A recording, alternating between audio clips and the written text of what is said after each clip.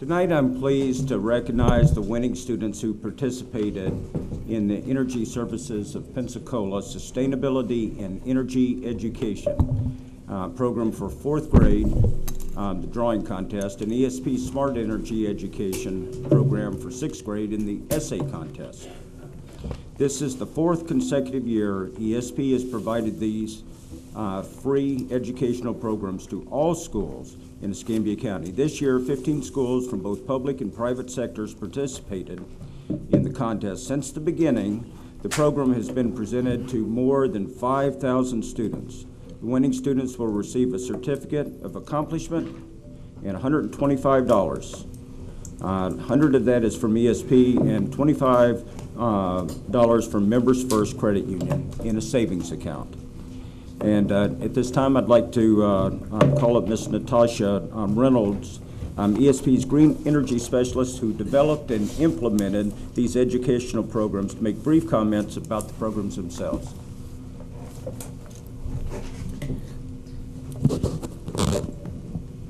Thank you. This is a celebration for us. At Energy Services of Pensacola, we're just thrilled that so many students and schools have participated in our C programs this year. And the C programs, the Sustainability and Energy Education Program, the Smart Energy Education Program, and the Saving is Energy Program have given us an opportunity to contribute to our schools in our field of expertise, which is knowledge, which is energy. And we've been able to contribute that knowledge to our schools. So we're really, really thrilled about that. This program's actually won a national award from the American Public Gas Association. And now our sister natural gas utilities around the nation are using this program for their educational purposes. So we're really happy about this program. And I should mention as well that we have other energy education programs available to community groups as well. As part of this program, we are sponsoring a contest, actually an essay and a drawing contest, where children were requested to write or draw about energy efficiency, energy conservation, and sustainability.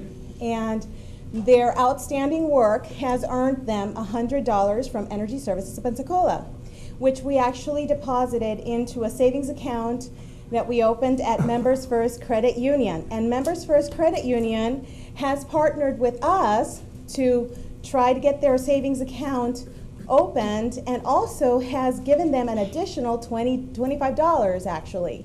So for a total of $125, which is awesome. And now children are not just learning how to save energy, they're learning how to save money as well, which is consistent with our message. So you guys should be proud of yourselves, and your parents are, your teachers are. We are really, really proud of you. And thank you, Members First Credit Union, for the work that you have done. We're just really excited to have partnered with you. You have made this program a success, and the teachers and the schools have also made this program a success. And at this point, I'd like to mention the schools that have been participating this year: Bellevue Middle School, Blessed Star Montessori Christian School, Brown Barge Middle School, Ensley Elementary School, Escambia Christian School, Little Flower Catholic School, Marcus Point Christian School, Molino Park School, Montessori School of Pensacola, Redeemer Lutheran School, Warrington Middle School, and Workman Middle School. Thank you so much for participating this year. And lastly, I would like to say that ESP is so appreciative to have had the opportunity to work with the schools, the district of schools of Escambia County. Thank you so much. Your input and your direction has been crucial to this program, and we've worked hand in hand to make sure that these programs have the benchmarks that the science department has directed us towards. So thank you so much for your work, Nancy Stanley and Kim Walden and Mr. Malcolm Thomas and Mr. Mercanio. They're all here. Thank you so much. Thank you.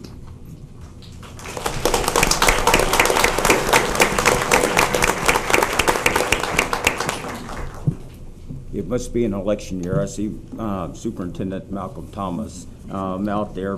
Glad you're finally able to join us for this celebration.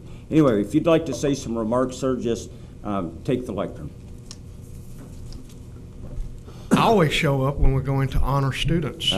This is actually the first time I've been invited to come to your ceremony, so that's why I'm here. You invite me if you're honoring our students, I'm always going to show. The school district has had a partnership with Energy Service of Pensacola since 2008. We have a strong energy education program throughout our K-12 system. But it's something special in a classroom when you can bring an engineer from ESP to come into a classroom and speak. Often that engineer will say and talk about many of the concepts that the teacher has taught, but hearing it from a new voice, seeing a new face in a classroom makes the students perk up and listen just a little bit better. So we certainly appreciate you lending some of that expertise from ESP to our school district. We are trying to teach our students to manage and conserve our finite energy resources. They are the generation, hopefully, that will do a lot better with that than my generation has done, and it's going to happen through education. So thanks for your support. Okay, thank you, Superintendent.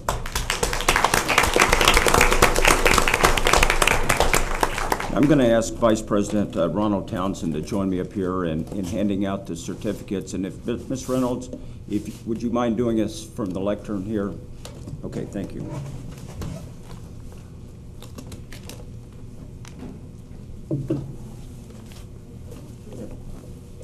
Yeah, if you, I think it'd be a little easier. That's fine. So I'll be happy to stand here.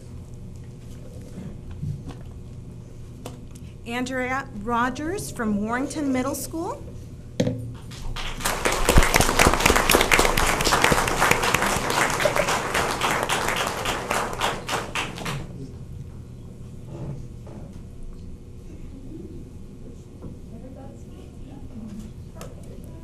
Angela Chen. She's not here. Anthony Petrone from Montessori School of Pensacola.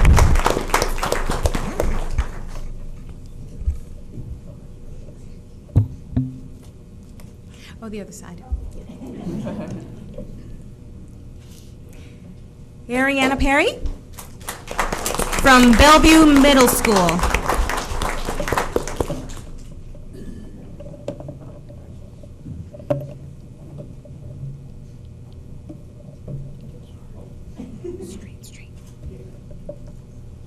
Donovan O'Day from Redeemer Lutheran School.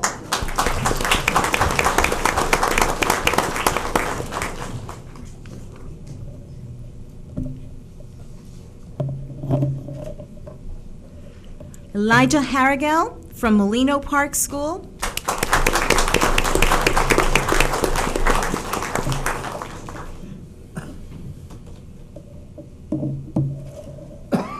Eliza Velachos from Redeemer Lutheran School.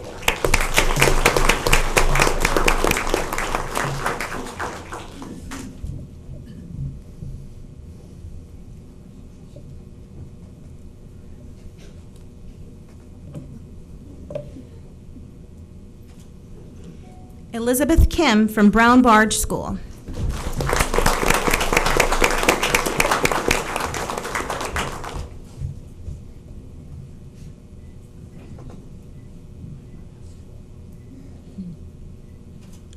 Gabrielle Gully from Escambia Christian School.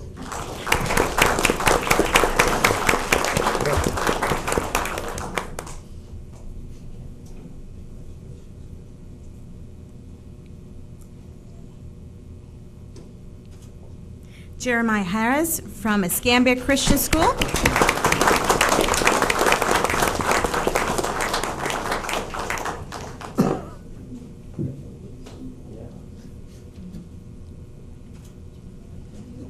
Jordan Pollock from Montessori School of Pensacola.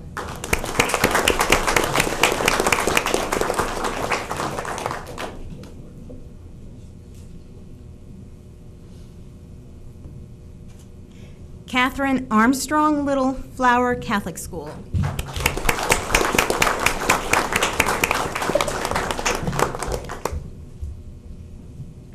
This is actually the second time she wins in our contest. The first time it was 4th grade with a drawing. This time it's an essay. Mary Elizabeth Galloway with Marcus Point Christian School.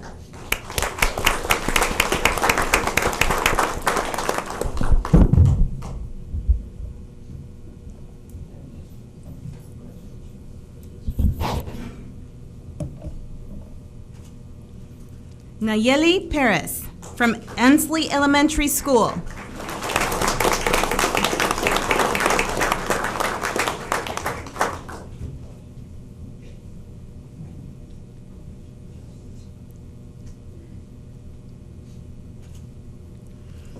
Thao Dang from Workman Middle School.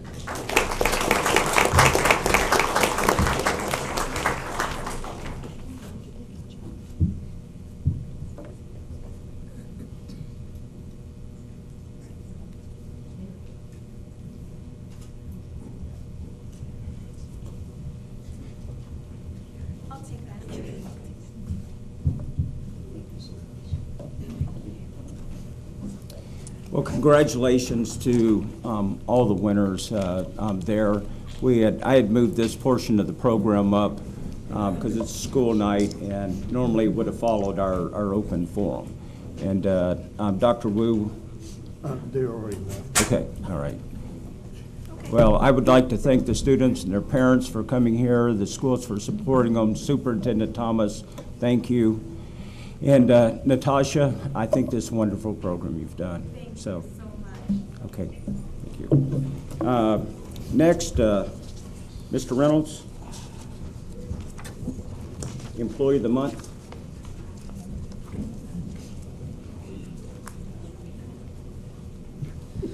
Thank you, Mr. President.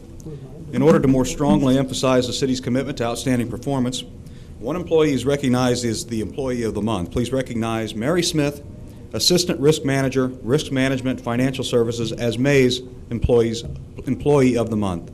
Mary.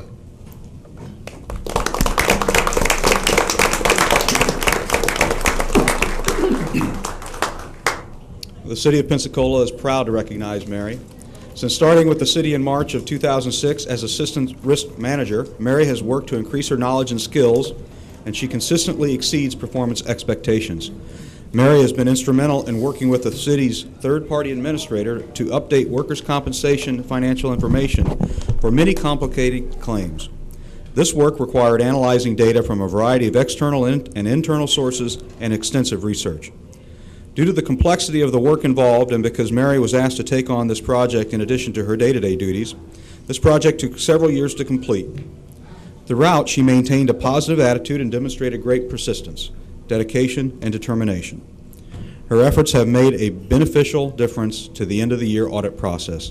Because of her hard work, knowledge, and commitment, we are proud to recognize Mary Smith as May's Employee of the Month. Thank you, Mary.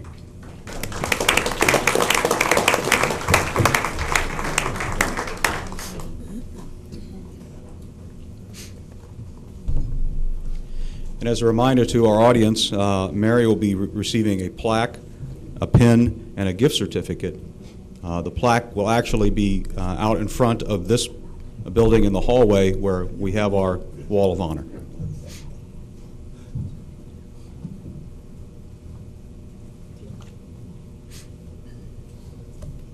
I'm sorry, Mr. Reynolds, I missed what you said just right there at the last. I was speaking. I was just reminding everybody about what Mary is getting. Okay. Mr. President. Thank you. Okay, service pins. Thank you, Mr. President. Each month we have employees who reach milestones in their career with the city. These milestones, which are observed at 5-year intervals, are symbols of commitment, hard work, and dedication in serving the people of Pensacola. Employees are the city's most important asset. As part of the city team, they individually and jointly seek ways to improve the quality and efficiency of our services to every citizen. Tonight, the mayor, council, and the citizens of Pensacola have the opportunity to publicly recognize and thank this special group of employees. As I call your names, will you come forward and receive your pin? For 15 years, a face that is very familiar to this organization and this particular meeting, Ms. Robin Tice, the Assistant City Clerk.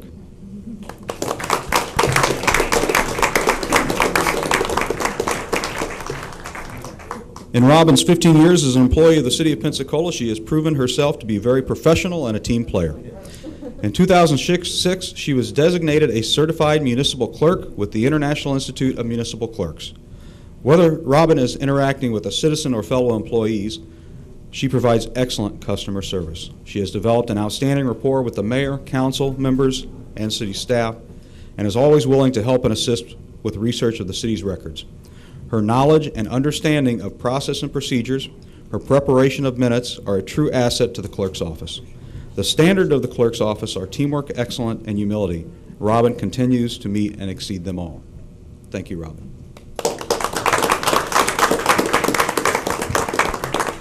Also for 15 years, Mr. John Carroll Bartholomew, professional firefighter.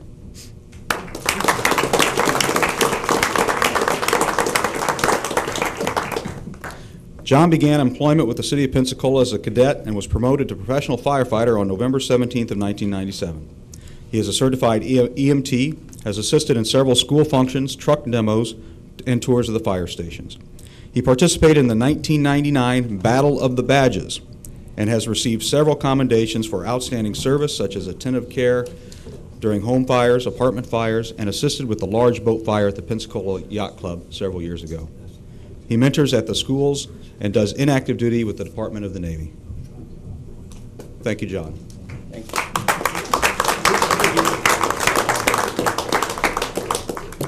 Thank you, Mr. President. Yes, sir. Thank you. Okay. Well, we're just going to have open forum from between now, and I'll extend it by a few minutes and allow it to stay open till 6:30.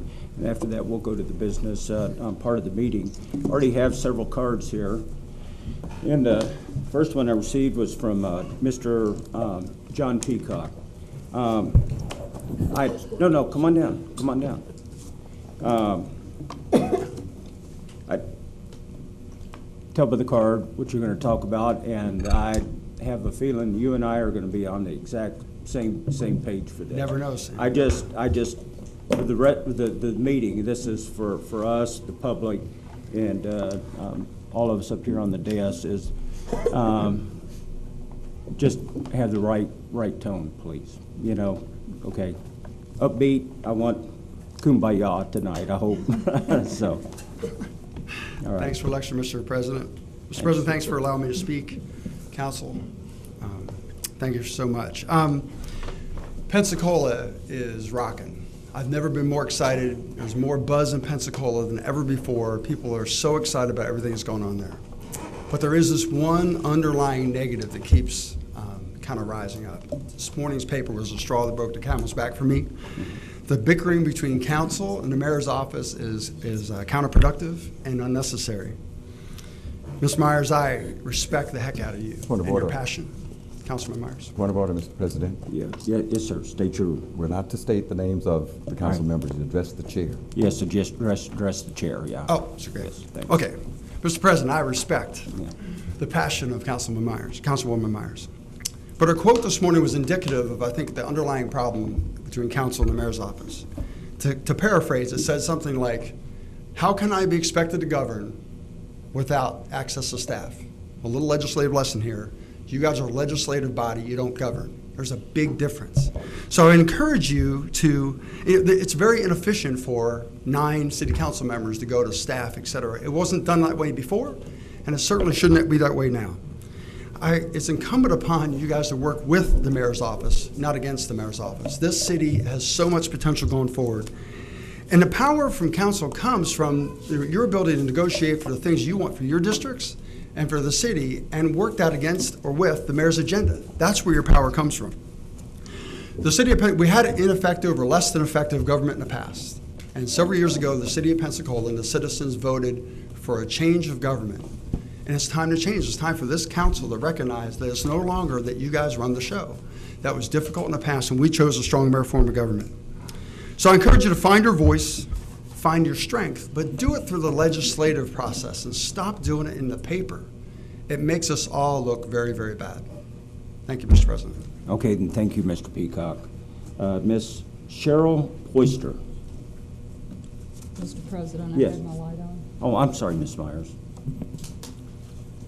Nasty. Sure. Yes, I would like to address just briefly some of the comments Mr. Peacock made. First of all, Mr. Peacock, you may not know that I was very active in campaigning for the charter. I stood on... And then, Ms. Myers, you need to address the chair instead of Mr. On Peacock. many a Okay, street thank you. corner, Okay. urging the citizens to vote for the charter. This is not a bad charter. I still support the charter. But I think you have to be clear what we led people to believe is that we would have the appropriate balance of power. And the charter clearly gives the city council members the authority to make inquiries and investigations made in good faith. And when I call or send an email to the person who's in charge of public works and ask a simple question, when is a street scheduled to be resurfaced, and that person informs me he can't talk to me, that's not the charter I voted for.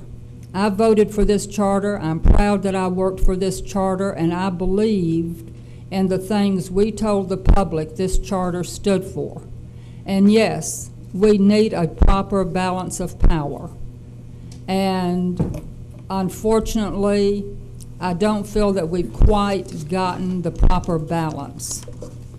So that's my position, and I'm hoping that we get to the point where we have the balance of power that I stood on that corner and asked people to accept. So thank you for coming down and still being a strong supporter of the charter, and I want you to know that I am too. All right, thank you. Ms. Boyster. Thank you, Ms. Myers, for being our representative. And Address the chair, please. okay. Thank you. Yes, certainly. Cheryl Poyster, resident of Pensacola. And I am here once again to remind the council about the homeless citizens of our community. As a member of Occupy, I interact with them on a daily basis. They are reality. They are there. They are human beings. They exist. And this is a problem that we need to address. I do get it that there is nothing in the budget to deal with this, but to solve a problem, the first step is information gathering. We need to do a complete needs assessment to know exactly which needs are being met and which needs are not being met. And my 7 months on that corner have taught me there are some very glaring needs not being met. The second stage is to do a study of what research is out there, what other communities have been able to do, and then we need to pull together a coalition of interested parties to sit down and do a brainstorming session to come up with some viable, workable plans that will solve the problem. You know, the problem can be solved. I've always gone through life with that attitude, and that's why I've been successful at the things I've attempted. But in order to do it more easily, it would be necessary to have the support of the council to be there for us and backing us. I feel like once we have a viable plan, we might be able to obtain funding through grant writing. There are organizations out there interested in helping this. I think we could have a plan, and I would like to see that happen. Thank you for your time. Ms. Boyster, I do have just a question for you. Since we met last time, and this was a big issue. Yes. On Thursday night, have you or any from your group contacted, you used the word coalition, and that just catches my ear because we've got this Escambia County Coalition of the Homeless, Mr. Bruni Emanuel runs that, and they're kind of a blanket organization representing nonprofits, churches, and governments that are interested in that. Yes, I am aware that a member of our group has made an attempt to contact, and we will continue to make an attempt to see what we can do. Okay, all right, thank you. Reverend David Burden.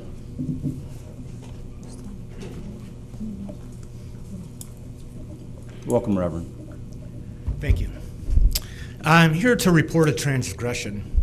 The mayor's office of this city enacted an ordinance to not trespass on City Hall property after 11 p.m. You probably don't know this because it's not posted. 2 people got arrested for this. If you read the arrest reports, it was obvious the police were after vagrants. They got a reverend and a doctor. Spent 18 hours in jail. 6 months now the court has been going, and it just got finalized. I was found not guilty. Dr. Castro, whom I was arrested with, was found guilty. We were doing the exact same thing at the exact same time. We got arrested for the exact same crime. I was found not guilty, and she was found guilty. There was no difference in the cases whatsoever. It was very selective. And I felt very wronged. I think the way it sits now, anybody can get arrested on that lawn. If they can, even if they're going after vagrant homeless, what happens when they start arresting tourists? Maybe that might bring to light some of the problem with this.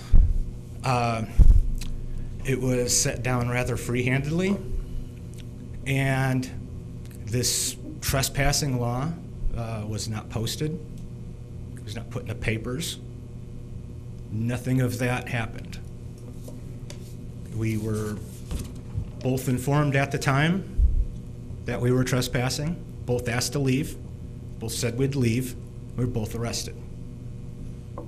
And just to reiterate the point, I'm not a man that was found guilty of a crime, and I'm mad about it. I was found not guilty, but I was still wronged. Dr. Castro was still wronged. I was actually a little bit luckier than her because I don't have children of my own. I'm a reverend for Universal Fellowship Church. I'm a chief operating officer for a disaster response nonprofit. And I'm an advocate and counselor for homeless veterans. This allows me, well, I travel and allows me great time to go from city to city to city. When someone like Dr. Castro gets arrested, who has a family, who has a tax-paying career in this city, and no record whatsoever, it was a great burden upon her. And a great burden upon whatever citizens come out here and get arrested because they walked on our beautiful city lawn property at night. So they go to jail. This, I would ask the council at this point, I would thank you for letting me stand here, and I would ask the council to hold the mayor's office accountable. This is just deplorable. The actions of the police, the actions of the prosecution, and the actions of the mayor. That's all I have to say. All right, thank you, Reverend. You're very welcome. Dr. Melody Castro.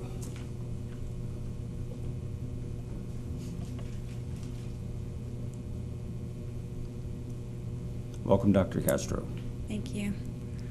I'm sad to say that I'm standing before you once again, having been the victim of almost henchmen of the city. I have 2 words, selective enforcement, and I have been told by ACLU attorneys and civil rights attorneys that this is unconstitutional. And I wonder how and why this is able to exist and be enforced in this city. There is a question as to the authority of the mayor to be able to enact laws, and there is also a question of the mayor overstepping his job title and duties.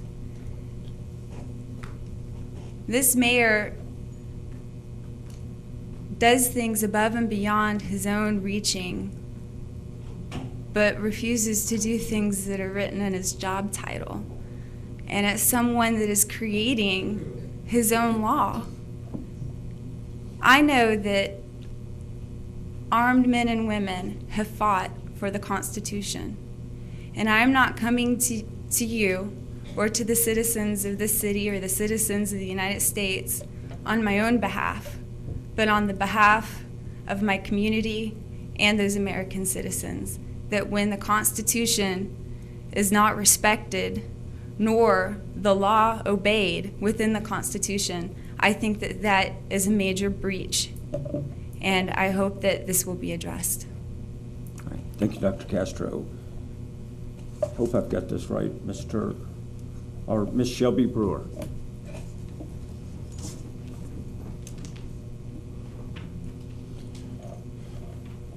Welcome to City Hall, Ms. Brewer.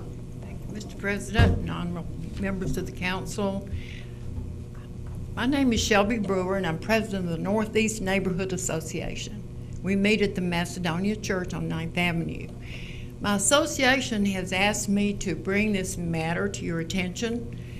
We're concerned about the growing number of neglected, vacant, and abandoned houses in our neighborhood. Aside from the diminishing property values this poses, we also are seeing a safety factor. We have children who roam the neighborhood, and they are probably going to be intrigued by some of these structures. And as most of us know, we live in the area where there are critters all around, and these structures are probably inhabited by possums, rats, and snakes and spiders, some of whom could be poisonous. There's also the structural integrity of the buildings. If they're crawling around in there, they could fall through the floor and really hurt themselves. Then there's the human element. These structures are havens for the homeless and the drug addicts, and that poses an even greater damage because they set fires or they make mess, blow up the place. So these are all things that need to be considered. And from my conversations with other neighborhood association presidents, our neighborhood isn't the only one that's being affected by this situation. Now, I hear the argument that there's trouble finding the owners of these properties because they have multiple owners and they live out of town. I don't understand why they can't just advertise, similar to what they do if they're seeking an absent parent or a spouse before they're getting a divorce or a similar situation. And then I hear that the city doesn't have the money, but I think that our neighborhoods are so important that the city needs to find the money, especially since we're having a neighborhood conference in our city this summer. And if they decide to tour neighborhoods, aren't we going to be a bit embarrassed by these abandoned structures? The one house on Areola has been boarded up for a couple of years that I know of. We have one on Tunis, Areola, Anderson, Pineda, and 2 on Barcia. Thank you very much. I appreciate you allowing me to speak to you. Okay, please don't go away yet. Mr. Geralds has either some comments or questions. Mr. Geralds, if you would, though, I would like for Mr. Reynolds to have an opportunity either for him or his code enforcement guy to come up and explain some of the changes that we've made in the last year and a half. I know the inventory of these houses seems almost too much to manage, but we've come up with a new process that ought to make a lot of these issues easier to deal with. So anyway, Mr. Reynolds. Well, I understand it's not code enforcement. It's above code enforcement. Okay. Thank you, Mr. President. Mr. Steve Weinecke can talk about some of the efforts that we have taken under our wing in the last, I guess, almost 2 years at this point. Mr. Weinecke. Mr. Weinecke, I would ask that be thorough but not too long because it's cutting into the open forum time. So understandable, Mr. President, members of council. The city has enacted some strict ordinances council's been behind the efforts. We have an abatement ordinance in place for abandoned property, which very few other jurisdictions have at this time. I believe the addresses you're speaking of are unsafe structures. They're in a dilapidated state, and that is an issue with the city at present because there is a cost associated to demolishing these residences.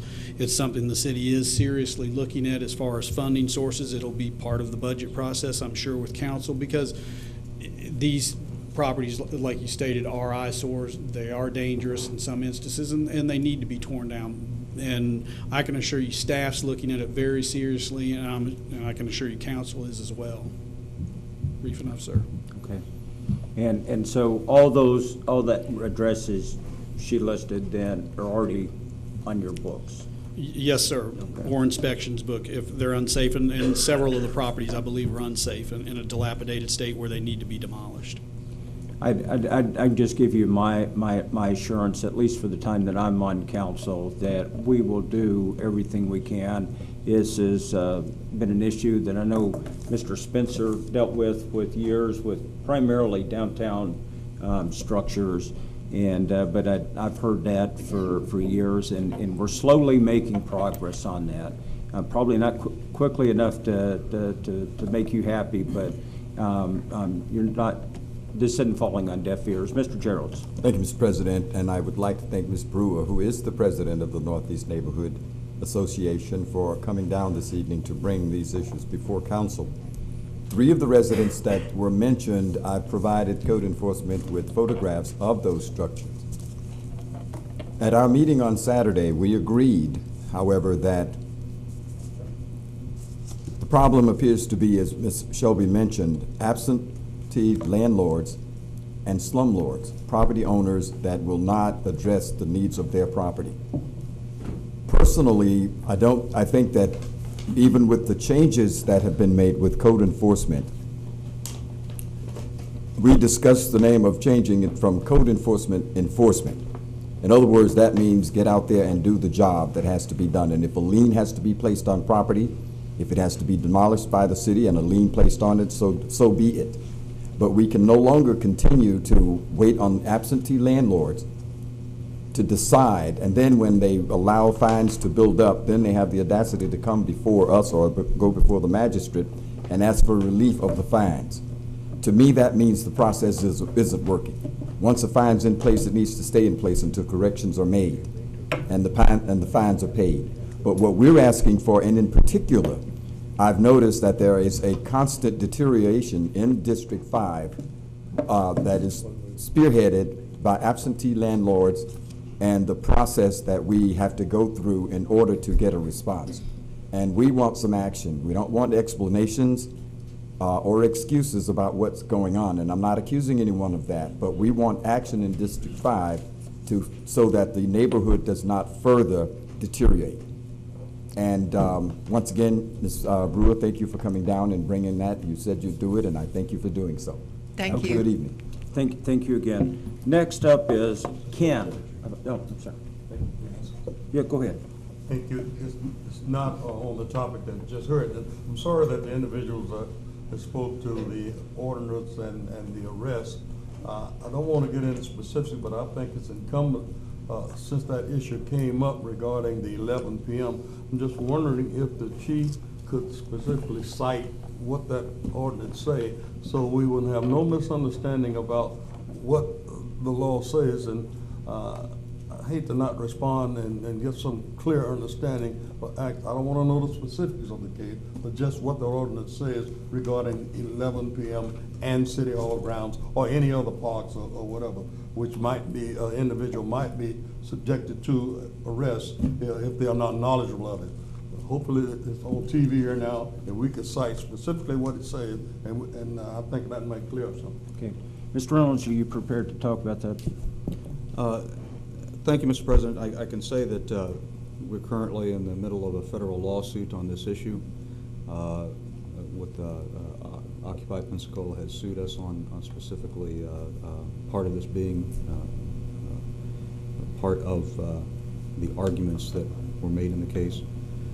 I can say that this is not an ordinance What it was a notice based upon ordinances that essentially said that individuals could be allowed to protest on the front lawn of City Hall between the hours of 6 a.m. and 11 p.m.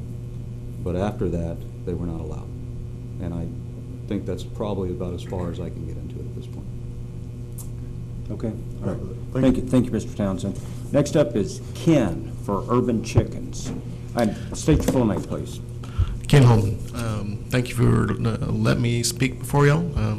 Just came to my attention recently that the review for the ordinance for allowing backyard chickens was being considered to be relaxed, and I'm just putting forth my support for that.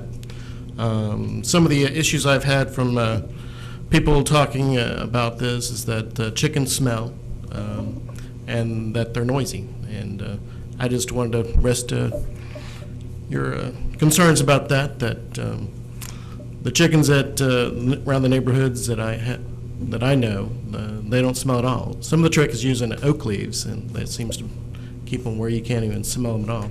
And they're not noisy at all. So, in fact, the dogs in our neighborhood are a lot more noisy than the chickens. And I think there's probably noise ordinances that can take care of that. But I just wanted to let y'all know I'm in support of this when y'all happen to review it. Thank you. Okay, thank you, sir.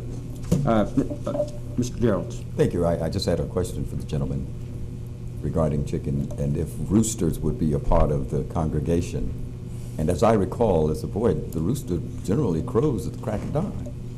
Well, if I'm allowed, the roosters crow all the time. Yeah. Now, that being said, dogs bark all the time too.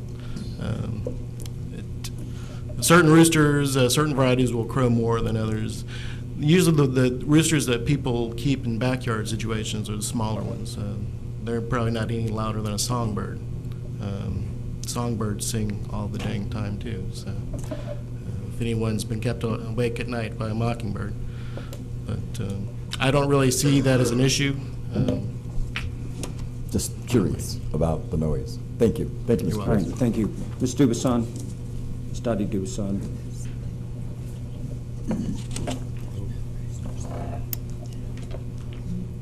Good evening, Council, and thank you for allowing us to speak. The reason I'm rising this evening is regarding process, as always. I appreciate being able to attend the special hearing, or special council meeting that preceded this one, and it is unfortunate that some of the council members were in this chamber rather than in the room being participants in the meeting. And I really would urge council, when you call a meeting, to try to make a point of being there if you're anywhere on the premises, because it was quite an important decision that was being made. The second reason that I am addressing process is there is an agenda which is published, which sometimes is timely presented to the public and sometimes not, but more recently it has been timely presented. And there seems to be a constant deviation from the agenda, and I was wondering if perhaps council wanted to consider moving special awards and presentations up, since you consistently seem to be doing that, and that way individuals who are in an attempt to be here for specific things would have more of a normal timeline that they could honor in doing this. And where Boyd Forum is concerned, if council could allow the citizens to raise their questions, and then if it is something that you wish to have staff and various members of the council address, add that under your new item so that more individuals can get up and quickly just present their concerns to council, and we don't end up having a semi-debate in the middle of Boyd Forum, which really sometimes is not an appropriate discussion because one person's allowed and not the entire council. So I would just ask you to consider that in your agenda setting. Okay, thank you. Mr. Gary Sansing.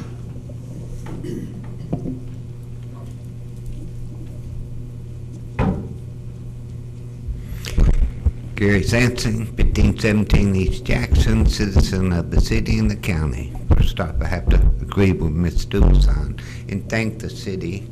And first off, I better start with Mr. Townsend.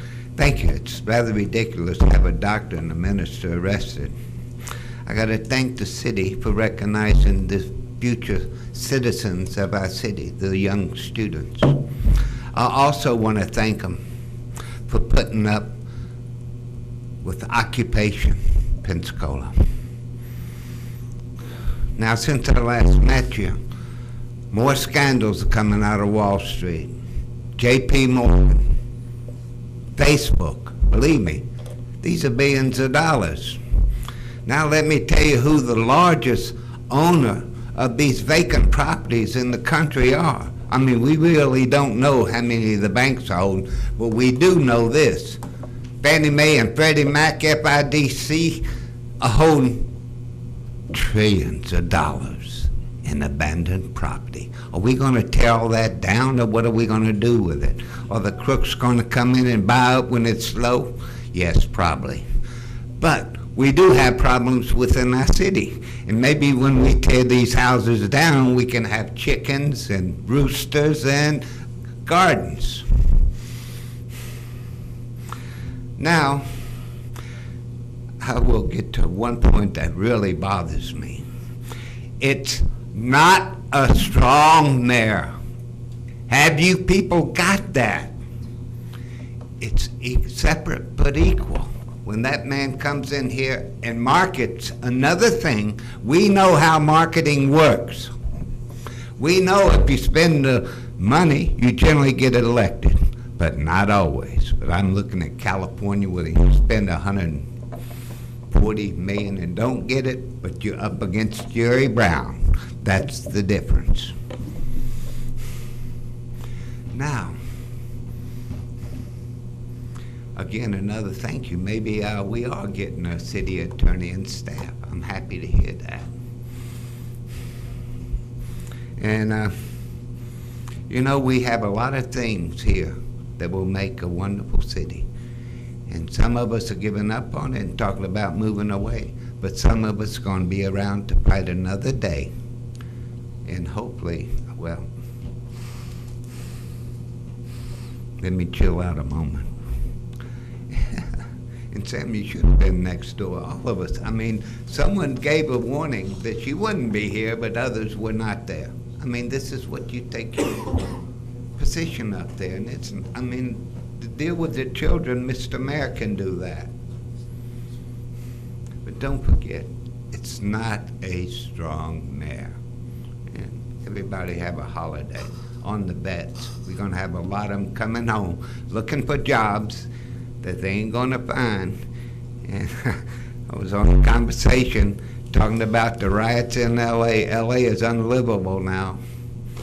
And I hate to see them. I mean, that was one of my topics on the afternoon. The country's in a crisis. We're tiddling like that. So tighten our belts, help one another, and we'll get through this crisis. And it's going to take years to recover. We're talking trillions of dollars that have been ripped off of taxpayers of the world. And these unwanted warriors that are coming home, you better treat them right. Thank you. Thank you, sir.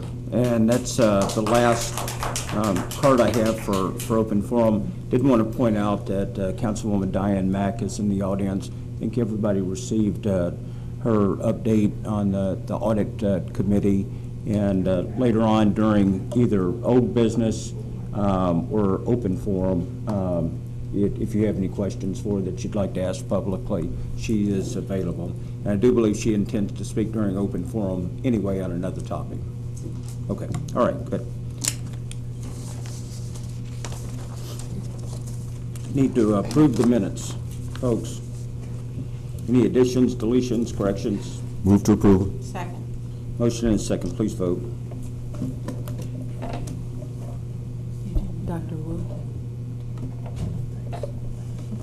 All right, that passes unanimously, and all council members are present. Madam Clerk, public hearings. Item 6A is a public hearing to consider proposed amendment to the Land Development Code, commercial and industrial permitted land uses. Mr. Reynolds. Thank you, Mr. President. At this point, Ms. Morris. Thank you, Mr. President, members of council. I'll be brief. If you recall, this was the subject of the same public hearing at your last meeting because it is a land development code amendment that requires 2 public hearings due to the fact that it changes permitted uses within several zoning categories. This is the second required public hearing. At the first public hearing, you were presented with two proposed ordinances, one that was submitted to your planning board by staff, and the other that was unanimously recommended by your planning board. The one that you have before you this evening that would be the subject of first reading is the one you opted for at the last public hearing, which is the one that was recommended by your planning board. Essentially, to put it in a nutshell, the amendment will create categories of industrial intensity, which will allow for clean industry, assembly, and some manufacturing in the commercial districts, with more intense industrial activity relegated to the industrial zoning districts. And it also removes the prohibition against residential uses in the industrial districts. In addition to that, it kind of cleaned up some of the more broad categories of land use, such as personal service, and added some clarification to the definition section. I'd be happy to answer any questions. Okay. Mrs. DeWeese. Thank you, Mr. President. And I had asked during the initial briefing about this, about existing businesses and their notification of it. And I just wanted to ensure, because I think I failed to ask about existing businesses expansion, if they wanted to expand their operation. Are there any industrial uses right now within this proposal that would not be able to add to what they're doing? Under the proposal that exists currently, I believe there are a minimal number of industrial land uses that might not be able to expand. That's also going to be an issue with the zoning map amendments that we are pursuing as we bring the zoning map in alignment with the future land use map. So that's something that will be an issue. We do have a grandfathering provision in our land development code, so they will be allowed to exist. They can transfer the property to the same type of land use, but expanding beyond their current boundaries would not be permitted. Okay, so boundaries, yes, but in production? Whatever's happening within the footprint can continue. Footprint, yes. I'm not talking about an expansion in acreage. So can you cite any of those that are existing, just so I understand who's impacted? No, specifically, I can't think of any specific examples that would be impacted. I could have those to you prior to second reading. There were some uses specifically stricken in the industrial category, but most of them are so outdated, I don't think we have any existing. There may be some commercial uses in the less intense commercial districts that the uses were transferred to C3, that's a higher intensity district. There may be some land uses that would be impacted, some existing businesses, but I don't have specific examples of those. Okay. Mr. President, I would just like to request those details between now and the second reading. This is the second reading is tonight. Yeah. Okay. Yeah. First reading, I believe, is tonight. First. Oh, what? Yeah, it's the first. That's a separate thing you're Okay. speaking of. Okay, gotcha. Okay. Thank you. You're welcome. And Mr. Reynolds, did you get that request from? Okay. Yes, sir. All right, thank you. Mr. Frank Faber.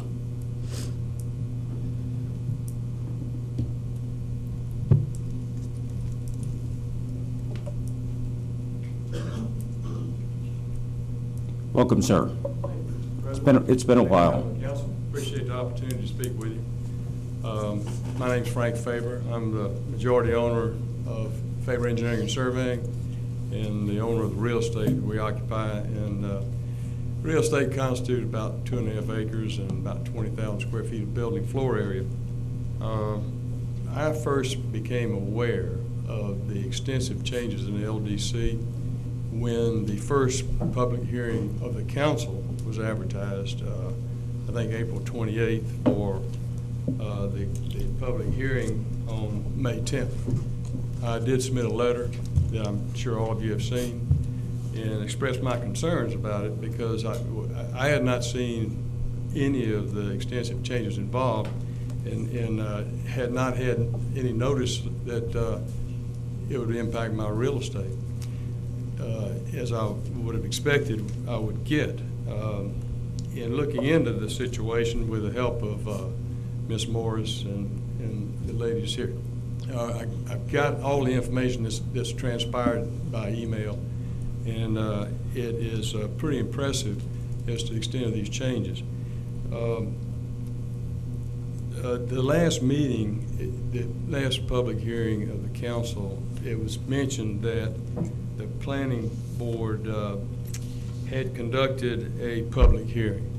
In fact, I think, Mr. Hall, you actually wrote a memo to council saying that the planning board had conducted a public hearing as the final public hearing of the planning board. Well, there was no notice in the newspaper or anywhere that I saw, and that could be furnished to me by the city, that a public hearing by the planning board was ever advertised. Now, what was advertised, of course, was a planning board meeting that took place on April the 10th. And in that meeting, I presume, is when the planning board developed the final recommendations, which were submitted to the council for the last public hearing of the council. So I submit to you that very few people affected by these LDC changes have any idea what's coming down.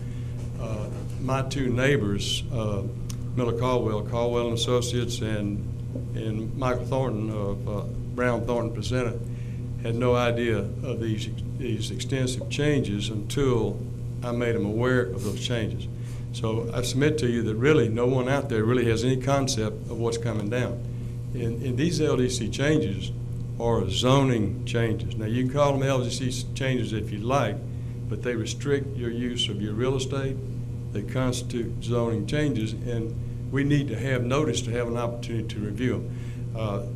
I've looked at them, and I've submitted comments on them, and truly, I'm sure many of those changes are fine, but there are some that are very alarming. And just to mention one is that in the commercial and industrial zones, any objectionable noise or vibration would not be allowed. Now, I guess if you're raising chickens in a residential area, you're good. Or if you got loud dogs, but in a commercial or industrial area, you could have a problem with an objection to chickens, dogs, and roosters. And that to me is not logical. It's not a good way to have a change. So what I'm asking you to do tonight is to table this second public hearing, and let's have a true public hearing through the planning board. Let everybody know what's coming down, and I think you'll get good input that would probably justify making some changes that'll help the city as well as the folks that are paying the taxes. And you know, we've been a resident downtown for 30 years, paid a lot of taxes to the city, and I think, you know, we need an opportunity to review these changes. And with that, I'd just like to leave that with you and ask you to consider my request. Okay. And before you leave, I have a feeling that some lights are going to come on here that may either have comments or questions for you. But Mr. Reynolds, would you like to address the public hearing part of it as it relates to the planning board? Yes, sir. Thank you, Mr. President. The notice was properly, the meeting was properly noticed under all of the current regulations that we are required to do. I believe that the clerk had forwarded to you the notice, planning board meeting, and I'm reading from the notice that appeared. City of Pensacola's planning board will meet on Tuesday, April 10th, 2012 at 3 p.m. in the Mason Conference Room, mezzanine level City Hall, 222 West Main Street, to consider the following. And it's set aside with a big dot: proposed amendment to the Land Development Code, permitted uses, commercial and industrial land use districts.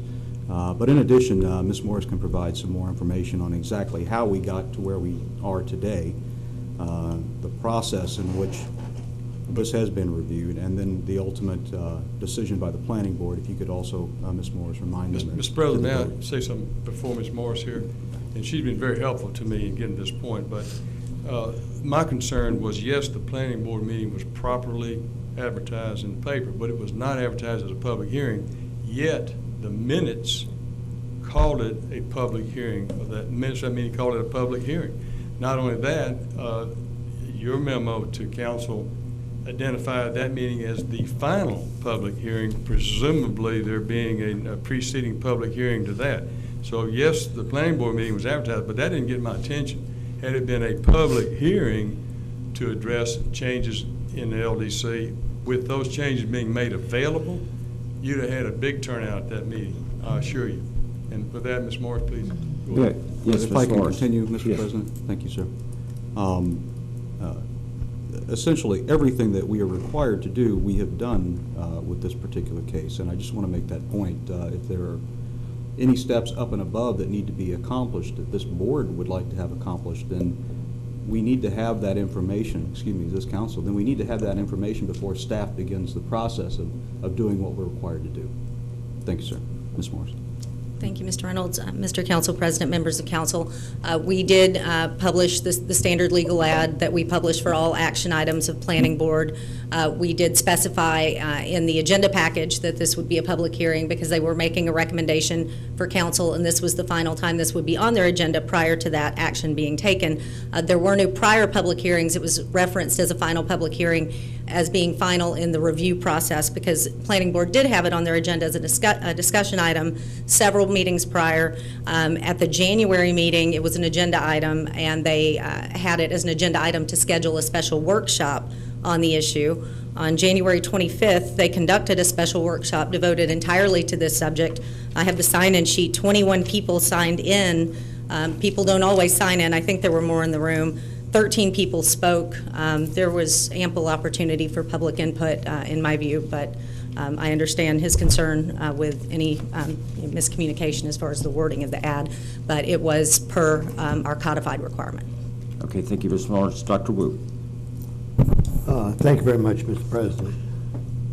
My question is I believe staff has done what staff is required to do, but at the same time, I'm hearing from business owners that that somehow something slipped through the cracks because not only did Ms. Faber not hear, Caldwell Miller did not hear, Thornton Brown did not hear. My question to staff is, would there be any damaging problem that you see if we extended a time period and allowed folks to give additional input? Councilman Wu, we at the January workshop of Planning Board, the chamber was represented. Mr. Heiser and members of his staff were present. The Planning Board asked staff to work with the chamber and their membership. We did that for several months. That's why it took from January until April to finalize the document and bring it back to Planning Board. So I feel that we have done what we were asked to do as far as incorporating any concerns from the business community, but certainly it's up to this body what you wish to do from here. Well, my dilemma is if you got people that have been downtown. Ms. Faber, how long did you say you've been in your business? 30 years. 30 years. We're not talking about somebody that came in here a week ago to rent something. It seems like the courtesy of paying taxes for 30 years would allow you to give some kind of input if it's going to affect your livelihood. That's all I'm saying.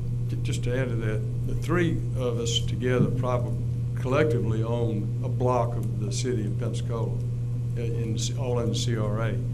And truthfully, had we known how extensive these changes were, I mean, we'd all turned out and had input. And I think many of the proposed changes are probably fine. I don't want a smokestack industry where I am. And but there's some things that I'm being restricted to do that will devalue my real estate that I have great concern about. And my neighbors do as well. Okay. Ms. Deweese. Thank you, Mr. President. And I have a couple questions possibly staff could clarify. And I don't remember if this is during our ear-based amendments, but it was certainly during Mr. Thaddeus Cohen's tenure when we did a rather large, and I believe it was a zoning change, and had detailed discussion on it, had a great deal of input from the public as well, and those were actually zoning changes. So that's my question, is to clarify that, if there were some of these changes in the area that Mr. Faber's speaking of. And then I do have a question for Mr. Faber. If you could cite specific issues in the operation of your current business so I could understand that, or are you speaking strictly of the perceived value for sale when you eventually want to sell your property? I'm trying to understand the issue at its core. Certainly. My real estate is for sale. It is for lease and for sale. And it's been listed since last November, actually before last November. So I'm concerned that I may lose the opportunity to sell or lease my real estate because of these extensive changes. And truthfully, they're LDC changes, but they're zoning changes. Any way you look at it, you're restricting the use of my real estate and the value to a potential buyer or leaser in terms of whether they can actually put a business in there. And the other thing about my particular real estate is I'm backed up against Interstate 110. The noise off of 110 is objectionable to me, and yet I've lived with it all these years. What I'm saying is that's a unique part of the CRA that is certainly different from much of the CRA in other more sensitive areas. That area is much less sensitive and would not adversely affect anybody for many of the changes that are proposed in the LDC. Ms. Myers, or not Morris, Dr. Wu was wondering if a delay of this would be critical for any plans that the city has. No, sir. Mr. Council President, this is something that Council had directed staff to begin working on some years ago. We've been working it through the process. We wanted to get the comp plan update resolved. If this body chooses to delay it, that's certainly your prerogative. You do have Mr. Faber's comments that were forwarded to you at the last meeting, and Council chose not to incorporate those. So if that is something you want to consider, I don't know if you're referring to sending this back to Planning Board, or if this board wants to extend to another public hearing. But you do have his comments as to what his concerns were with the ordinance specifically. Can I add one thing to that, to Ms. Morris' comment? Many of the comments I submitted to you in my May 8th letter, I feel I could probably live with many of those things. I'm not looking for you to wipe out everything you've done for the planning boards. I know there's been a lot of hard work gone into that. There's no question about it. And a lot of the stuff in there is good, but some of it is not good, particularly as it affects my real estate. And that's what I want an opportunity to at least sit down with the planning board and say, here's why we have concerns about these things. And then given that opportunity, I believe that you'll see some changes that are made to make it a better land development code. Okay, Ms. Myers. I'll let Mr. President, I had the question for Ms. Morris about the previous zoning change I needed answered. Okay, yes, I'm sorry. Yes, thank you. Councilwoman DeWeese, if your question is regarding, I know we had the future land use map was revised as part of our state mandated comp plan update. That's when Mr. Cohen was still here. We went through that process. That was about a 3-year process. And now we started the process of the subsequent zoning map amendments, and Mr. Faber did receive a notification when that process started. That's when the permitted use issue came to the surface again, because members of the chamber and the development community came forward at the rezoning hearings before Planning Board and said that they wanted us to resolve our permitted use issue so they could speak more, I guess, more specifically to whether or not they objected to the proposed zoning change that was being suggested for their property. So with that in mind, we worked with the chamber, and they suggested language we could use that would give them some comfort level as far as manufacturing uses in the commercial and industrial categories. So we were going to resolve the permitted use issue and then pick back up the zoning map fight. So that's still ongoing. It was a unanimous vote of the Planning Board? Yes, it was. The version that you have before you this evening, yes. And my concern is that if we table this and study it more, that my position likely would not change. I mean, I'm trying to get specific information for existing business. I know the perceived value for what you're selling your property, that's another question, but that's an unknown. I'm trying to work on known issues, and I don't support waiting any further. It goes along with our future land use. It goes along with where we're headed in 3 years of planning. So that's my thoughts. Thank you, Mr. President. Yeah, okay, and thank you. Mr. Faber, I've got several council members that want to speak in the mayor's office as well. Mr. Reynolds, I'm coming back to you, Ms. Myers. Actually, I'm fine, Mr. President. Thank you. Ms. Myers. Well, I was just wondering if we should delay it, what format or forum would people have an opportunity to have more input? How would that happen? Well, my thought would be is that we would either have another public hearing at council. If we were to delay it, I would prefer to send it back to the planning board to do it. I'm with Ms. DeWeese here. I'm ready to just move this forward, but I want to hear from the rest of the council before I make up my mind, because quite honestly, I think there's good arguments on both sides. And so, but I would hope that if we delayed this at all, that it would go back to the planning board, rather than tying us up. They understand the issues much better than we do, and I would be happy with whatever recommendation they gave us on this. So, but is that? Yeah, I was just wondering what mechanism there is. Yeah, well, I think it would be up to us what that Okay. is, whether we have it come back to us directly, or we do it through the planning board. And my preference would be, if we delayed it, that it go back to the planning board. Okay, thank you. Okay. Mr. Spencer. Thank you. I'm learning to start my commentary by just announcing at the very beginning, so no one is curious until the end. I do not support extending this.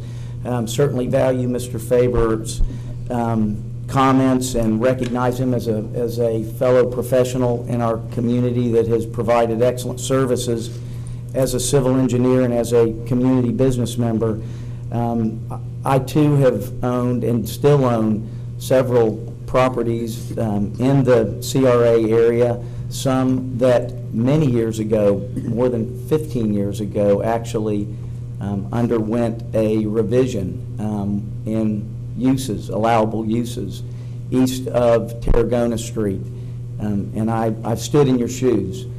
One could also argue that greater specificity regarding uses can in fact enhance your marketability or sales price, and that those that are considering to purchase your property have a better understanding of their future context as they make a decision to invest perhaps in your building or your neighboring buildings.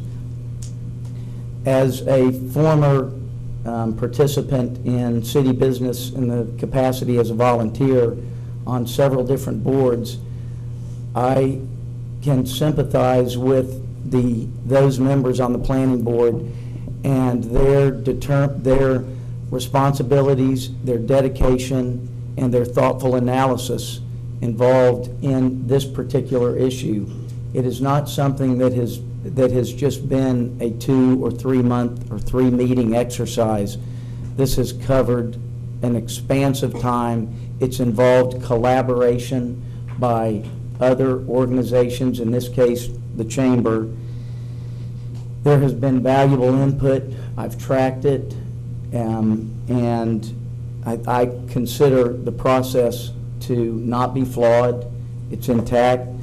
I find it difficult to believe that a fellow architect that has been so involved with the city, Mr. Miller Caldwell, and those have not been aware of it, and but I can't support extending it, and I appreciate, again, the professional comments Mr. Faber provided us, so I hope we move forward. Okay, Mr. Geralds. Thank you, Mr. President. I'm good. I'm okay. Okay, Dr. Pratt. Thank you, Mr. President. I wanted to thank Mr. Faber for his first letter, which I thought did provide some good food for thought, and we discussed some of those issues at the first public hearing. And a couple of times we have recently said that, well, you've missed all your chances and we're at this point and we can't go back. And I've always bristled at that, but I've also learned that we can change things. That's one of the things we do a lot of times. We have a plan and we say, well, wait, there's a problem with this line and let's correct it. But I think at this point, the plan before us tonight is very well thought out. There are probably things that we would like to reconsider in the future. Like the noise issue. I'm sort of perplexed by that, but as we work our way through this new ordinance, we'll likely want to tweak things, or it's not new, or these new changes. But I think that at this point, we should approve this tonight, and then if there are specific changes that need to be addressed, that they can come back through the planning board process, and we can weigh them in the appropriate light. These changes are so large, that there are probably little parts that we might want to take a closer look at, but I think at this point, it's important for us to ratify this change tonight. Thank you. Okay, thank you. Mr. Weiss. Oh, you can turn my light off. Okay, thank you. Mr. Faber, I allowed you to speak more than what the allotted time is, but One more time, please. well, what I'm going to do is ask council for permission to allow you to speak. If there is no objection from council, Ms. Allen, would you give him 1 more minute on the timer, please? Thank you. I think the critical point to this whole discussion is the minutes of the April 10th meeting, which was called the final public hearing before the planning board. I have the minutes here. Nowhere in these minutes are the details of the changes to the planning board that I received on May 2nd by email, which are called version reviewed by planning board. They were not presented at the April 10th final public hearing. So I don't see how that could have been called a public hearing without the public seeing these detailed changes, which are extensive. And that is my point. You have a lot of landowners out there, real estate owners, that are paying taxes to the city that are going to be shocked when they find out what's been done to them because they have not had an opportunity to even go through these detailed changes. These changes happened after this meeting held on April 10th, and I don't know when they were published or made available to anybody in the public except to the council when they were presented to you, apparently at the first public hearing. Okay, thank you, Mr. Faber. Mr. Reynolds, if you'd allow Ms. Morris to address that specific issue. Yes, sir. Ms. Morris, please. Thank you, Mr. Council President, members of council. If I could just clarify, I believe what Mr. Faber has is the May agenda package, which contained the April meeting minutes. In the April agenda package, it did have both. It had the version reviewed by Planning Board was attached, and Planning Board approved it subject to one correction, which was leaving C2A a cumulative zoning district and not removing that cumulative nature. So it was part of the previous agenda package, but the minutes don't include the entire agenda package from April when they're submitted in the May package. Okay, thank Can I you. ask my letter to be read into the record because this matter will possibly come up. I certainly hope it doesn't, but I realize I'm going to lose the vote here tonight, but I'd like my letters put into the record. That will be done, sir. Okay. Thank you much. Thank you very much. Council, I need a motion. So moved. Second. Okay. And that motion would be the proposed amendment to the Land Development Code, commercial and industrial permitted land uses. Okay. Okay. Okay. All right. Thank you. Any more discussion? Seeing none, please vote.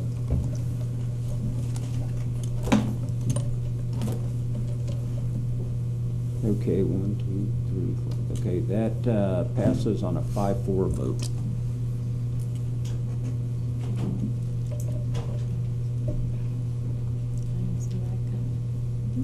Okay, all right. Quasi judicial hearings. There are none. Mayor's report. Nothing to report, Mr. Thank you, President. sir. Council communications. Okay. Mr. Townsend. Thank you, Mr. President. This is not a communication, but looking out in the audience, I see Boy Scouts out there, and I don't know whether they be part of the program or but I'd just like to say it's always good to look out and see Scouts, and you know what they all stand for, and I'd just like to welcome them and say it's good to see them. Thank you. Yes, sir. And that I was a Boy Scout myself, believe it or not. Dr. Wu. Thank you very much, Mr. President. Just wanted to share some news with the viewing public. One of the things that the Florida League of Cities does is provide insurance to many cities in the state of Florida. And approximately almost 3 years ago, the Florida League of Cities started writing a policy for the city of Pensacola.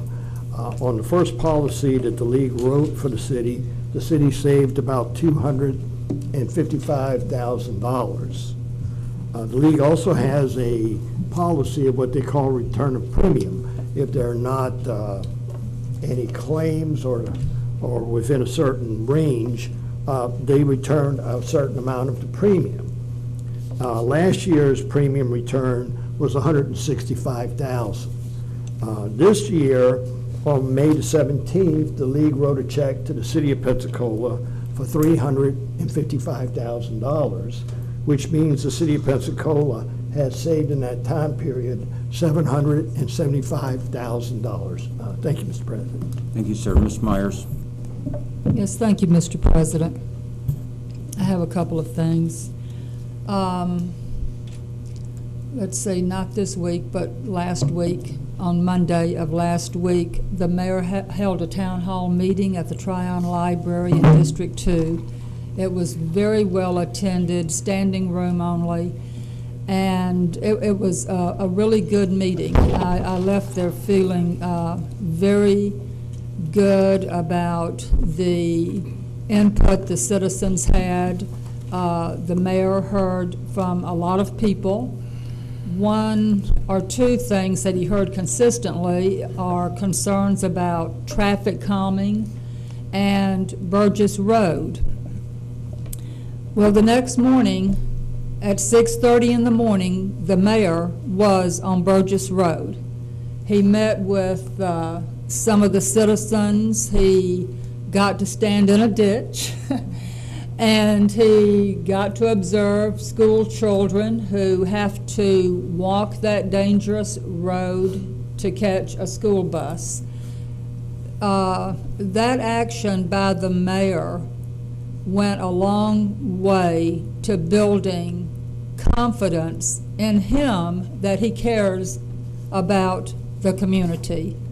And so I really appreciate him taking the time that early in the morning to meet with people who live on Burgess Road.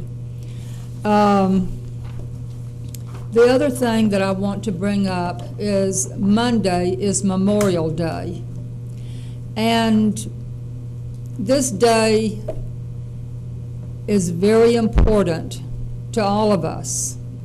The purpose of Memorial Day is to remember all of the service men and women who have died in all of our wars. It's actually started after the Civil War. And the purpose of it is to remember the sacrifices that our men and women have made when they have given their lives for this country. It's important to remember that all of the freedoms we take for granted, the Bill of Rights, our Constitution, the right to freedom of speech and the right to redress your grievances to the government, the right to have a transparent government, these are all values which we all hold very dear. And I think it's really important that on Memorial Day, that we not just view Memorial Day as a day to have a picnic or to go shopping or to go to the beach. Last year on Memorial Day, I went to an event at the Wall, and what struck me, it was a very moving event, but what struck me is that there were more people at the beach than at the memorial. So I really hope that people will remember what Memorial Day is intended for. I hope that people will take the time to go to Barrancas National Cemetery or go to one of the Memorial Day events that will be listed in the paper. And every time you come up here to public forum, you're here and I'm here because somebody laid down their lives for my right to be here and to speak to you and for you to speak to me. Thank you. Thank you. Mr. Townsend. The light's on. I'm sorry. Okay, okay. All right, thank you. Petitions. There are none. Okay, that moves us to our consent agenda. Again, ladies and gentlemen, I mentioned this.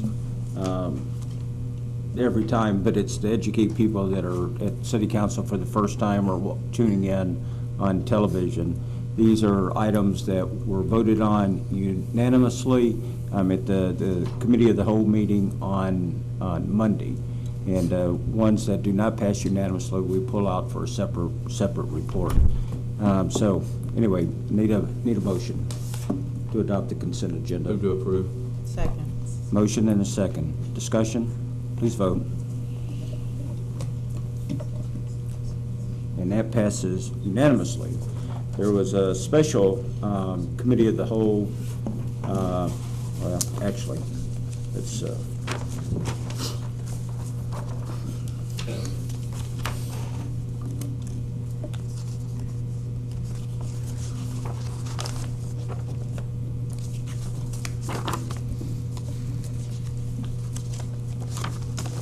well, at the Committee of the Whole, I don't think we had any divided votes this past Monday. Oh, sorry.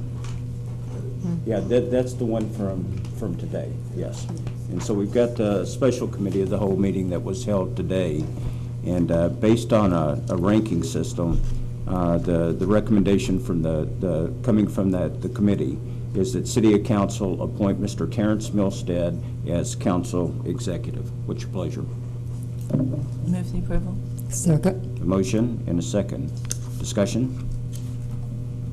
Mr. Gerald. Thank you, Mr. President. I just wanted to point out that according to what I'm reading, based on the ranking system used, the City Council appoint Mr. Terrence Milstead as council executive, and I just wanted to make sure that the public is aware and that the language should include that there were 6 members of council present.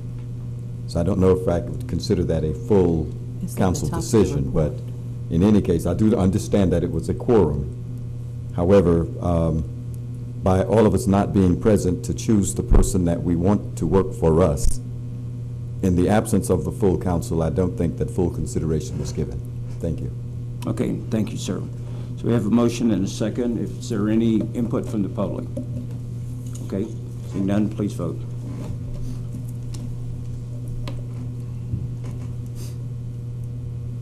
It passes 6-3. All right, thank you.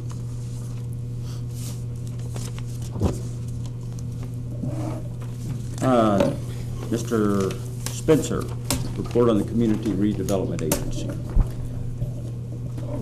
We did not have a meeting, Mr. President. However, I would like to take this opportunity to give fellow CRA members an update that, as you may recall, we granted Hicksart an extension for their closing. That extension deadline was up until July 1, and I have received information that that is on track, and we have no reason to feel that Hicksart will not meet that deadline that the extension granted them. All right? Okay. Thanks, sir. Ms. Myers? Yes, I was just wondering, you know, we are paying, the CRA is paying through our interlocal agreement with the city for staff for the CRA. And I would just like from time to time to get an update from our staff, what they're doing. I don't have a clue what they're doing. And I guess I'm not allowed to talk to them because of the mayor's memo. So it would be good if they could come here periodically and give us an update.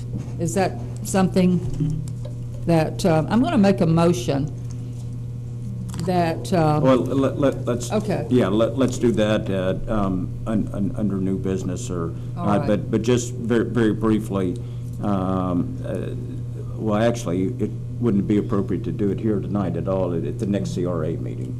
And that'd be something you'd address to Chairman Spencer. Okay, well, can I ask our chairman, when are we going to have a CRA meeting?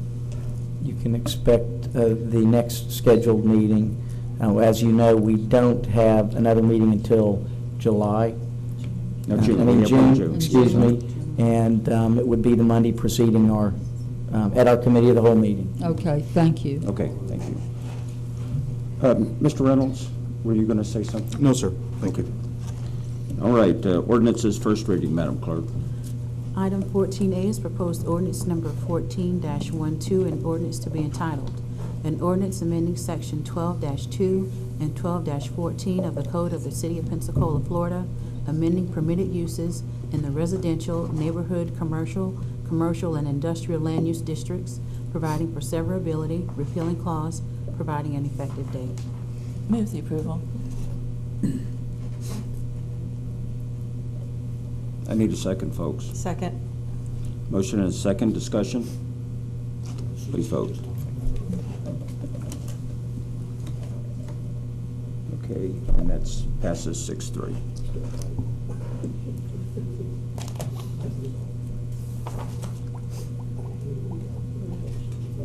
You ready, Madam Clerk? Okay. Second reading, please. Item 15A is proposed ordinance number 12-12, an ordinance to be entitled, an ordinance creating section 11-4. Okay, some order, gentlemen, please. An ordinance creating section 11-4-181 of the Code of the City of Pensacola, Florida, creating an exemption for off-street parking regulations for permitted special events, sporting events, or entertainment events to which the public or a segment thereof is invited, authorizing the issuance of permits therefore, providing for severability, repealing clause, providing an effective date. Move the approval. Second. Motion is second. Discussion? Please vote. Okay, that passes unanimously. Oh, excuse me, 8-1, I'm sorry. Mr. Townsend dissenting. Yes. The next one on second reading, please. Item 15-B is proposed ordinance number 13-12, an ordinance to be entitled, an ordinance amending section 7-4-4C of the Code of the City of Pensacola, Florida, providing for severability, repealing clause, providing an effective date. Move the approval. Second. Motion is second. Discussion? Please vote. Dr. Wu. Sorry. Okay, and that passes 8-1. Resolutions. Item 16A is resolution number 16-12, a resolution to be entitled, a resolution authorizing and making revisions and appropriations for the fiscal year ending September 30, 2012, providing for an effective date. Move the approval. Second. Motion and a second. Discussion? Please vote. And that passes unanimously. Thank you. Council, we're moving into unfinished business. Mr. Geralds. Thank you, Mr. President. Unfinished business. I believe it was Monday at the Committee of the Whole meeting, we decided to place the issue of chicken, so to speak, within the city limits on the next Committee of the Whole agenda. And I would like to make a motion, but before doing so, I'd like to point out a couple of things that have been brought to my attention in the last few days, since Monday actually, that makes me think about this a little bit differently. To start off with, number one, I was paying attention to the Board of County Commissioners meeting, and it appears that a number of citizens did appear before the County Commission with the same question. That raises a question in my mind because of our boundaries and our overlapping situation that we have between city-county. They're still looking at it, and of course we're going to hear about it, I believe, on Monday. Well, it appears to me that this should be one of those joint city-county items for consideration. I'm wondering to myself, what happens if the county denies it and the city approves it? What kind of a problem would that create for the city of Pensacola? That's number one, and hopefully someone will be able to explain that, but not tonight. The other issue that I have, and I heard on Monday that the ordinance that we're considering modifying, I believe it was 1908, it was established in 1908. Something else that was brought to my attention was regarding the epidemiological relationship. In other words, all the health issues that are associated with it. And I don't know if it had, and back in 1908, I don't know if it had anything to do with chicken pox, but I would certainly like to have the health department involved so that we can explore. See, this thing is it grows as we consider what we're doing. And the motion that I would like to make is that we appoint a committee. We have the ability to appoint a committee to do the legwork. Of course, you're going to have some people who are for it. You're going to have some people who are against it. But I believe it should be placed, we should establish a committee to do the work, to answer the questions, to find the answers, and it should be coordinated with the city and the county looking at it, because it would be kind of ridiculous if one governmental body allows it, the other one denies it, and then we run around the tree asking questions, who's right, who's wrong.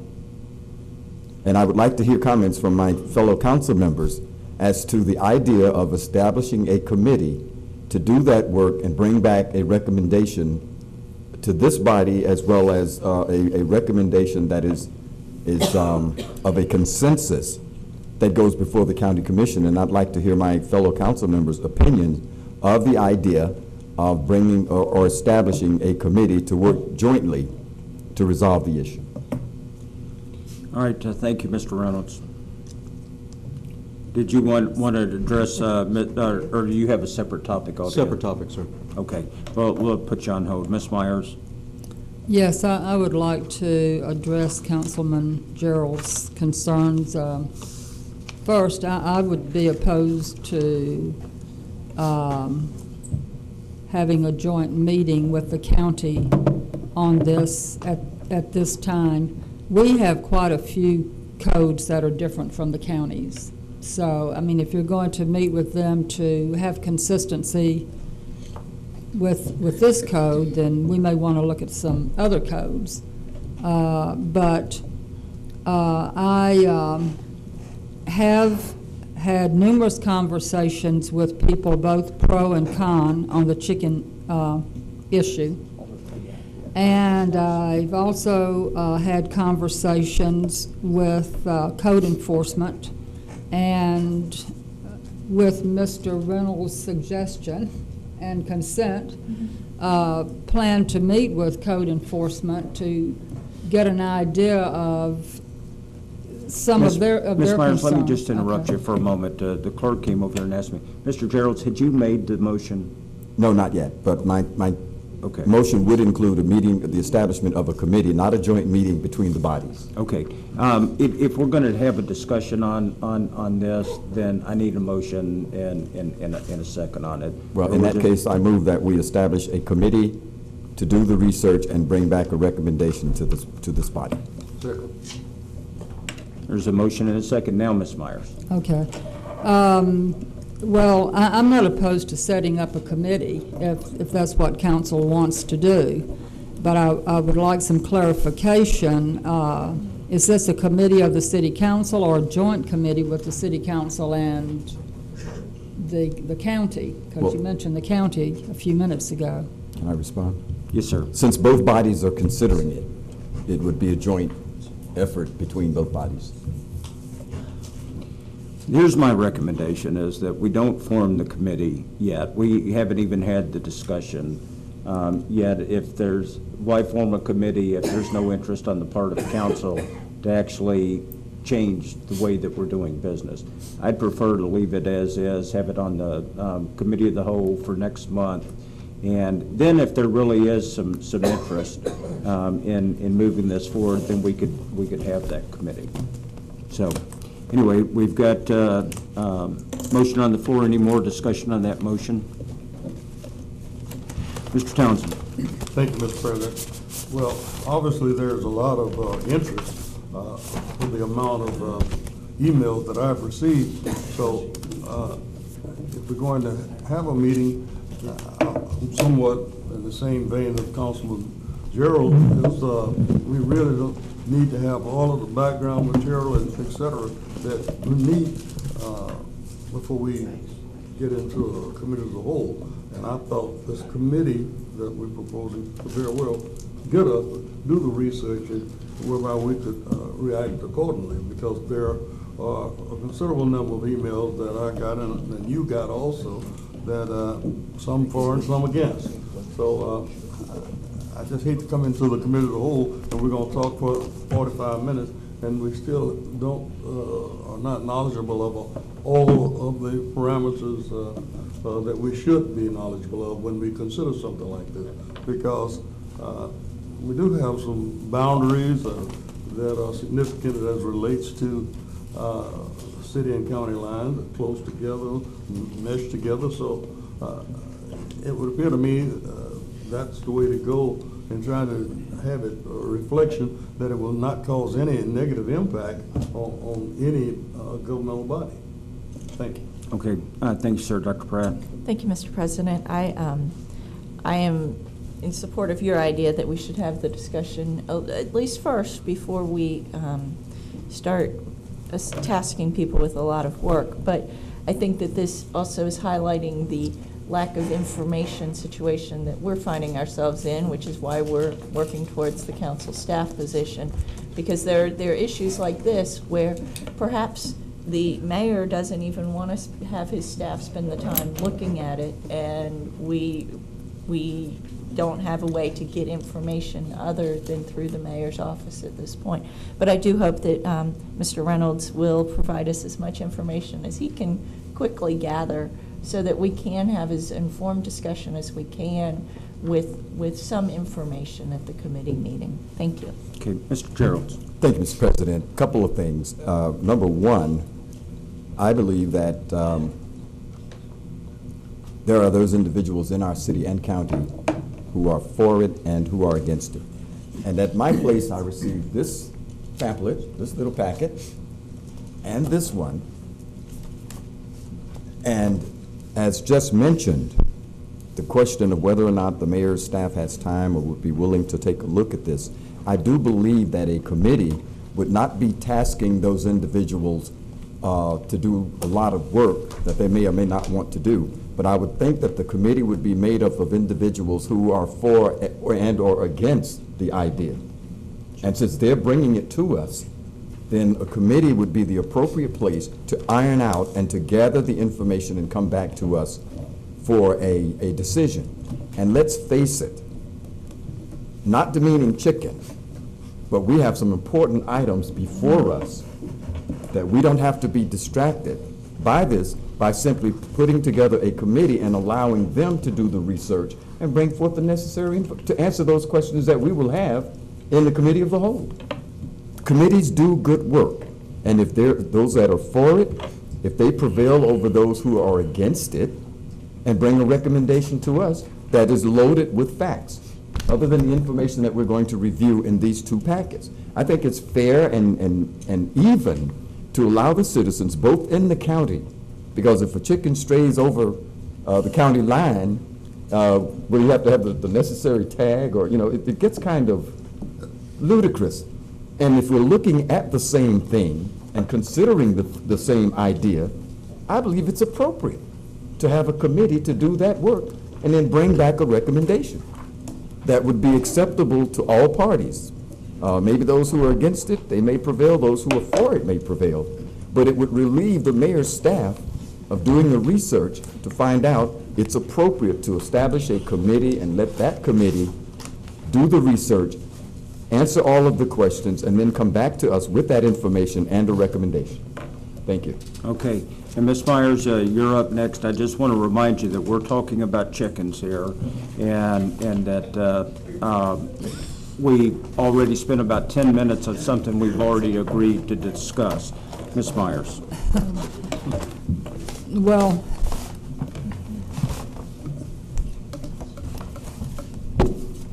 I don't think that this issue warrants setting up a committee. I can think of a lot more important things that would warrant setting up a committee. I'm prepared to meet with code enforcement, and I'm prepared to bring some ideas before City Council regarding amending the ordinance. We have three choices. We can either leave it alone, amend it, or repeal it. Those are the only three choices you have. And I've looked at a lot of chicken ordinances, and I've talked to people pro and con. I have concerns about Ms. Myers, I'm both really ways, not, so I'm really not trying to decide, but these are comments that would be appropriate for the committee of the whole. Well, and that's what I'm saying. okay. Mr. Gerald's is arguing for a committee. I'm saying I'm not in favor of a committee at this time. All right, Mr. Johnson. I call a question. There needs to be a second. Second. There's, okay, so any discussion? No, you can't discuss that, yes, but please vote. Voting for calling the question. For moving for calling the question, that's the end debate, okay? And that's all we're voting on now. We're not voting on Mr. Gerald's motion. We're just voting whether to end debate or not. Thank you. Your button didn't work. Dr. Wood. And that passes unanimously. Now, we go to Mr. Gerald's motion, and there is no discussion on that because we've ended debate. Okay, please vote. Okay, and that fails on a 4-5 vote. All right, thank you. Any, Mr. Mayor, Mr. Reynolds. Thank you, Mr. President. I'd like to draw everyone's attention to item number C that was on the consent agenda for tonight, the council executive assistant. And I'm happy to report that the mayor has agreed to have Ms. Major, in anticipation that this body was going to approve that request, that Ms. Major will be staying 6 months past her drop date in order to assist with our incoming council executive, and I just wanted to make sure everybody was aware of that. Well, I certainly appreciate that, sir. Thank you. And new business. Mr. Johnson and Ms. Myers. Yes, sir. I'll make this very quick. And first of all, I want to also mention that we will be having the chicken debate here at the next committee of the whole here next month. With that said, I would like to hear from my fellow councilmen about possibly moving up the next two committee of the whole meetings, since there are one in June and one in July, to an earlier date than 3:15. It sounds like we're going to have an extended conversation about whether or not to allow chickens in city limits. So if we could possibly consider, I know we have some others here on the council who might have children at home out of school. I don't know if this council would be open to considering maybe moving our start time up to 1 o'clock or noon or somewhere in that time. That would be good with me. I don't know how the other council members feel about it, but I'd like to have that discussion. Thank you. Well, in order for us to discuss it, we need to have you put a motion forward. Make a motion that we consider moving our start time out for the next two committee of the whole meetings for June and July. Till what time? 1 o'clock. Okay. Is there a second? Second. Okay, there's a motion and a second. That's open for discussion. Mr. Spencer. I do not support the motion, and instead I hope that this actually proposal by Councilman Johnson provides incentive for the presiding president to run an effective, efficient meeting in terms of handling the amount of input that we may get. I don't like the precedent that it may set. Roger that, sir. Okay, thank you. Anything else? Mr. Spencer? No. Okay. I'm sorry. Yeah, Ms. Myers. Well, I'm not going to be supporting the motion. It's difficult for me to get there that early because I have a full-time job. I can take off later in the afternoon, but that's my reason for not supporting it. Thank you. Okay, thank you. Dr. Pratt. Thank you, Mr. President. I think several years ago I was the one to first request that we move to the mornings, and I will say that for me, just with my summer, with childcare and such, usually it only is beneficial if it's first thing in the morning. But I think that we have been having our meetings end at a timely time. Almost, I'm always tempted to say, why don't we start the meeting at 7 p.m. because then we won't go past midnight. But at this point, especially with the concerns of other council members, I think I'm not going to support it, though I appreciate the intent. Thank you. Okay, thank you. Ms. Deweese. I had a question because we had normally for our summer hours done morning at 9 in the morning. If there was some reasoning of saying 1 o'clock, if the maker of the motion is open to the possibility of Mr. Johnson. morning. Oh, I'm very open to 9 o'clock. I was just, that 9 o'clock actually would be better for me, although Monday mornings at 9 a.m. are a little bit tough, depending on how late I stay out Sunday night at the beach, but just kidding. No, but 9 o'clock is acceptable to me. I'm just trying to move it up. It's summer hours, so we've got kids out of school, and I know that the mothers on our council like to spend evenings with their children, and also employees for that matter. So I'm open to any time. I just thought that maybe moving it up some would be beneficial to everyone, or most, I should say. But I'm open for any time. Thank you. Dr. Wu. I like the 9 a.m. time. However, I've heard a council or member state that it would be very difficult for them to come at a different time. And although I find it very attractive and I appreciate you making the motion, I'm going to go with supporting the council. Welcome. Thank you. Okay, thank you. Could you clear Mr. Spencer's light, please? Thank you. Any more discussion? Please vote.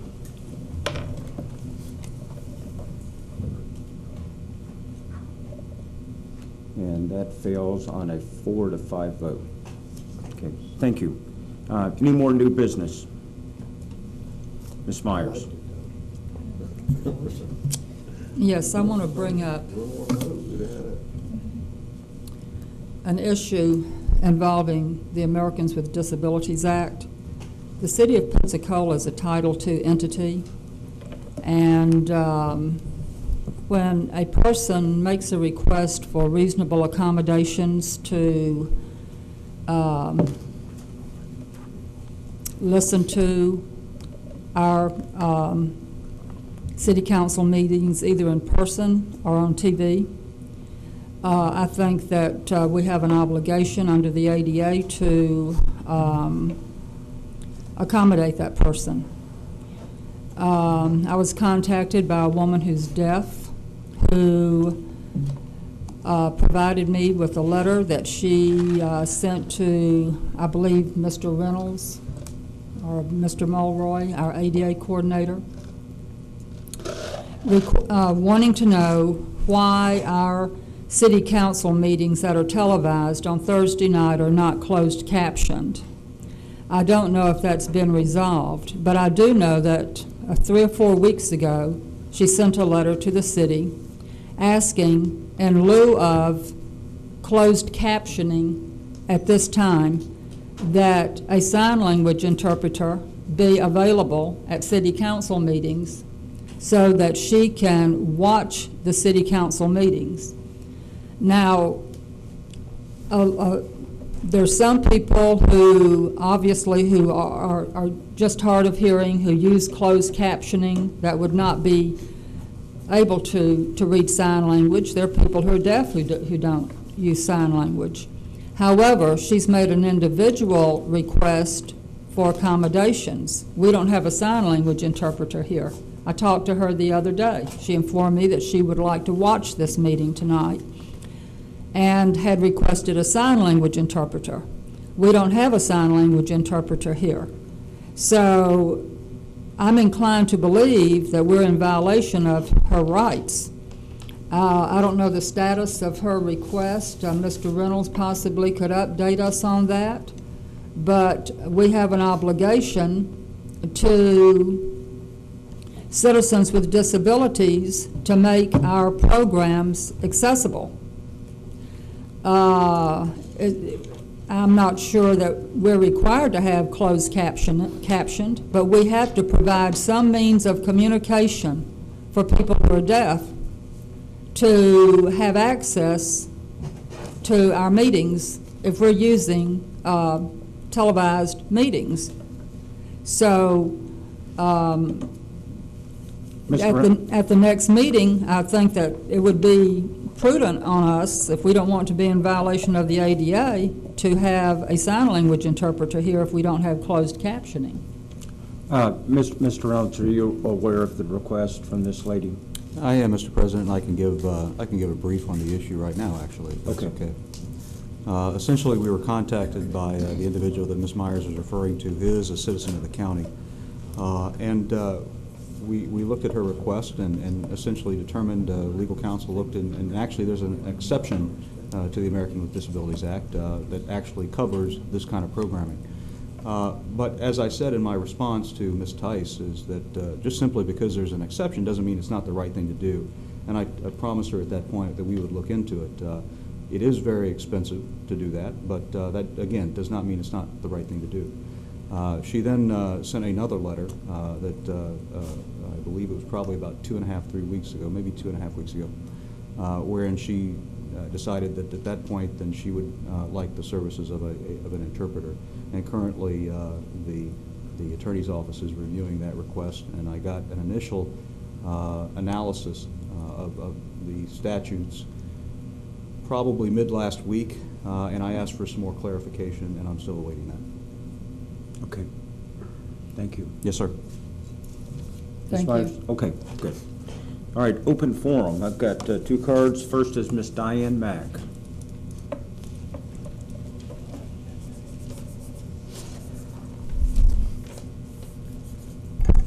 Thank you, Mr. President, council members. You have before you something I asked the clerk to distribute to you, which are the first and last pages of the City of Pensacola's agreement with the Zimmerman Advertising Agency. I'd like to bring to your attention the highlighted areas. The contract was signed March 1st. Under scope, it reads, the company is to provide the services as specified in the scope of services attached here to.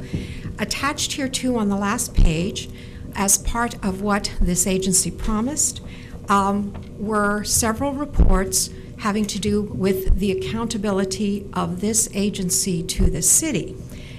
Namely, what I was interested in, monthly activity reports, monthly spreadsheets, updating actual versus budgeted spending, monthly promotional grid. May 7th, I put in an open records request with the city clerk for those specific reports for the months of March and April.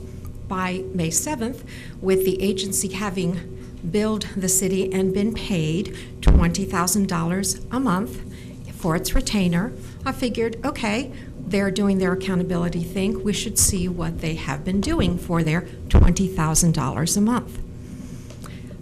I have not gotten those reports. I contacted the clerk's office again Tuesday and asked, where those reports were and if they were not available for an explanation. I have had no reply. Council members, I don't blame the clerk. Whenever I have in the past requested reports that should be extant, in other words, in the city's hands, they have been sent to me immediately. All I can conclude from this is that the agency hasn't done its accountability. So I am here to ask you, Mr. President, to ask Mr. Reynolds where those reports are, because this citizen who is watchdogging this very expensive contract would like to know what we, the citizens, are getting for our $20,000 a month. Oh, and by the way, plus I noticed, I got a spreadsheet showing the invoices. We're also, by the way, in addition to that, paid this agency $18,000 in April to begin some kind of economic development research for the city. And that is my request. I would like to know what we're getting for our money. And since I do have just a minute, if I may stray from that and kind of give a small rebuttal to Mr. Peacock's comments at the earlier open forum. And I would just remind everyone who may have listened that, when this country was founded, we were founded for good government. Economic development was not even known. As wonderful a job as this administration has done with economic development, that's not what government is. We need that these days, but good government is not economic development, and we need good government, and we need the practices, processes, and procedures that we remember that we have good government. Thank you. Okay, thank you. And Mr. Reynolds is very, very good about following up on items like that. Usually on Friday, after a Thursday meeting, we have an extensive email answering all of our questions, and this would be one that I'd expect him to be answering. Yes, sir. If I may, Mr. President, and I apologize, I've been a little distracted the last couple of days, and I just found out about this request. I think it was on Monday. It was brought to my attention. I actually have the documents sitting on my desk, and I'll get them out tomorrow morning. Okay. Thank you very much, sir. Ms. Myers? You can just ignore my line. Okay. Mr. Reynolds has already Okay, responded to my request or what I would ask. Thank you. Ms. DeWeese? Thank you, Mr. President. Ms. Mack's comments actually brought up a question that I'd like to ask, because I know when we approved the CMPA contract with the city, that we talked about having that tracked on a monthly basis and understanding what departments were actually, what time was being spent on that contract. But this also may be something that we need to see as part of the monthly financial reporting that we request. I don't know if that would require a motion at this time, or if it's something that we can discuss at our next committee of the whole and look at new contracts or new things that are going on over the past year that we would want reported to us and the citizens on a monthly basis for review. Let me just suggest that we put that down as a discussion item at the next committee of the whole. So I move that we discuss additional financial reporting for monthly report. Second. And there's a motion and a second. Any discussion? Please vote. And that passes unanimously. Madam Clerk, you've got that? Yes. Okay, thank you. Mr. Gerald. Thank you, Mr. President. And as we talk about reports and updates, it occurs to me that at one point we have several of our council members who are members of the CMPA, the Maritime Board. And what happened to those updates that we would get from them, from council members that serve on the CMPA? Aren't you one of those? No, I'm not. Okay. All right. But just to update it and bring it back, you know, that's something that's been missing, and I don't know if all of us, it had sort of slipped my mind momentarily, but as we talk about reports and updates and information and feedback that we were supposed to be getting to include the disparity study folks and everybody else, and we're just not getting those reports in a timely manner. Well, I'm going to ask the senior representative on CMPA from the council to respond to that. Dr. Pratt. Thank you, Mr. President. And it had slipped my mind as well. I know we had several reports where Mr. Spears had spoken, but I think that it would be timely to get those back. And I apologize that I did miss the CMPA meeting this week, so I can't update on what happened at that point. But if either of the other council members on the board want to address anything timely, and otherwise I think it is a good idea. We should have another report at the next council meeting. Thank you. Mr. Johnson. Yeah, thank you very much. And we did have an Out of the Sunshine meeting on this past Wednesday to discuss some issues with the court case that's ongoing. I don't feel that I should comment on those publicly at this time, but I will make a motion that we have Mr. Spears come back and give us an update at our next city council meeting. Second. Motion and second. Please clear the lights right now. Yeah, now anybody wanting to speak to that motion can indicate by turning their light on. Ms. Myers. Yes, I do support that motion. Therefore, while Mr. Spears was coming here once a month to give us an update on the CMPA activities, and I think that we need to get back on track with that. So I do support the motion. Okay, thank you. Please vote. That passes unanimously. Mr. Gerald, did you have something else you wanted to say? Well, I will hold my comments till later. However, there is an issue that I caught the tail end of on the 6 o'clock news on Channel 3 that occurred at the previous CMPA meeting, not the Out of the Sunshine meeting, but the one before that, where a number of citizens appeared before the board with what I consider to be some EBO, or equal business opportunity complaints.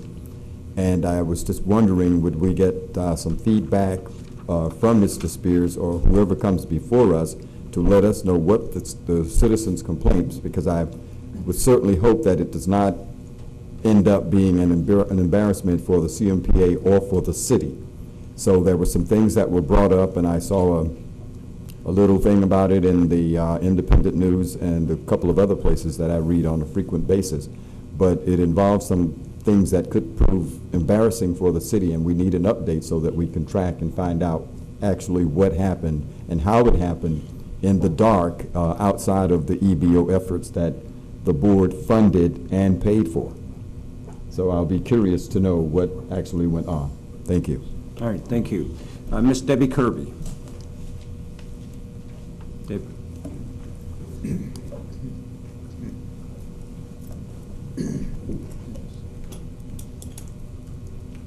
Welcome, Ms. Kirby. Thank you. Debbie Kirby, 1701 Osceola. This is the second time I've been here to address this body. The first time was during the budget proposals. And what I took away, and hopefully let you know, was that all I heard were complaints that we did not get the information from the mayor's office on a timely basis in order to vote tonight. We've requested it and we haven't gotten it. And I'm wondering to myself, what is the value of the mayor's office in withholding information? I'm not getting it, but apparently you're feeling it. I'm here tonight and I'm hearing the same inferences that we don't get the information. We can't get to the department head. Why don't you just act like a citizen and go through the motions that I would if I had a problem, take this hat off and get what you need. I don't know if there's this complex that it's the mayor's office against us, it's us against them. They have this information, we need it, we can't decide, we're gonna table it. What a waste of time and energy. It is so counterproductive. So I'm here months later, I'm hearing the same thing. But why I'm really here is this. As a citizen, to wake up and read that our council as a body or as an individual is contemplating suing the city, and it's the same issue. It's a withholding of information. It's we can't get in touch with the people. I don't have a problem when I do it. So I sense this animosity and basically a power struggle still. Now I know the people voted for the charter government. It involved giving up some of your power.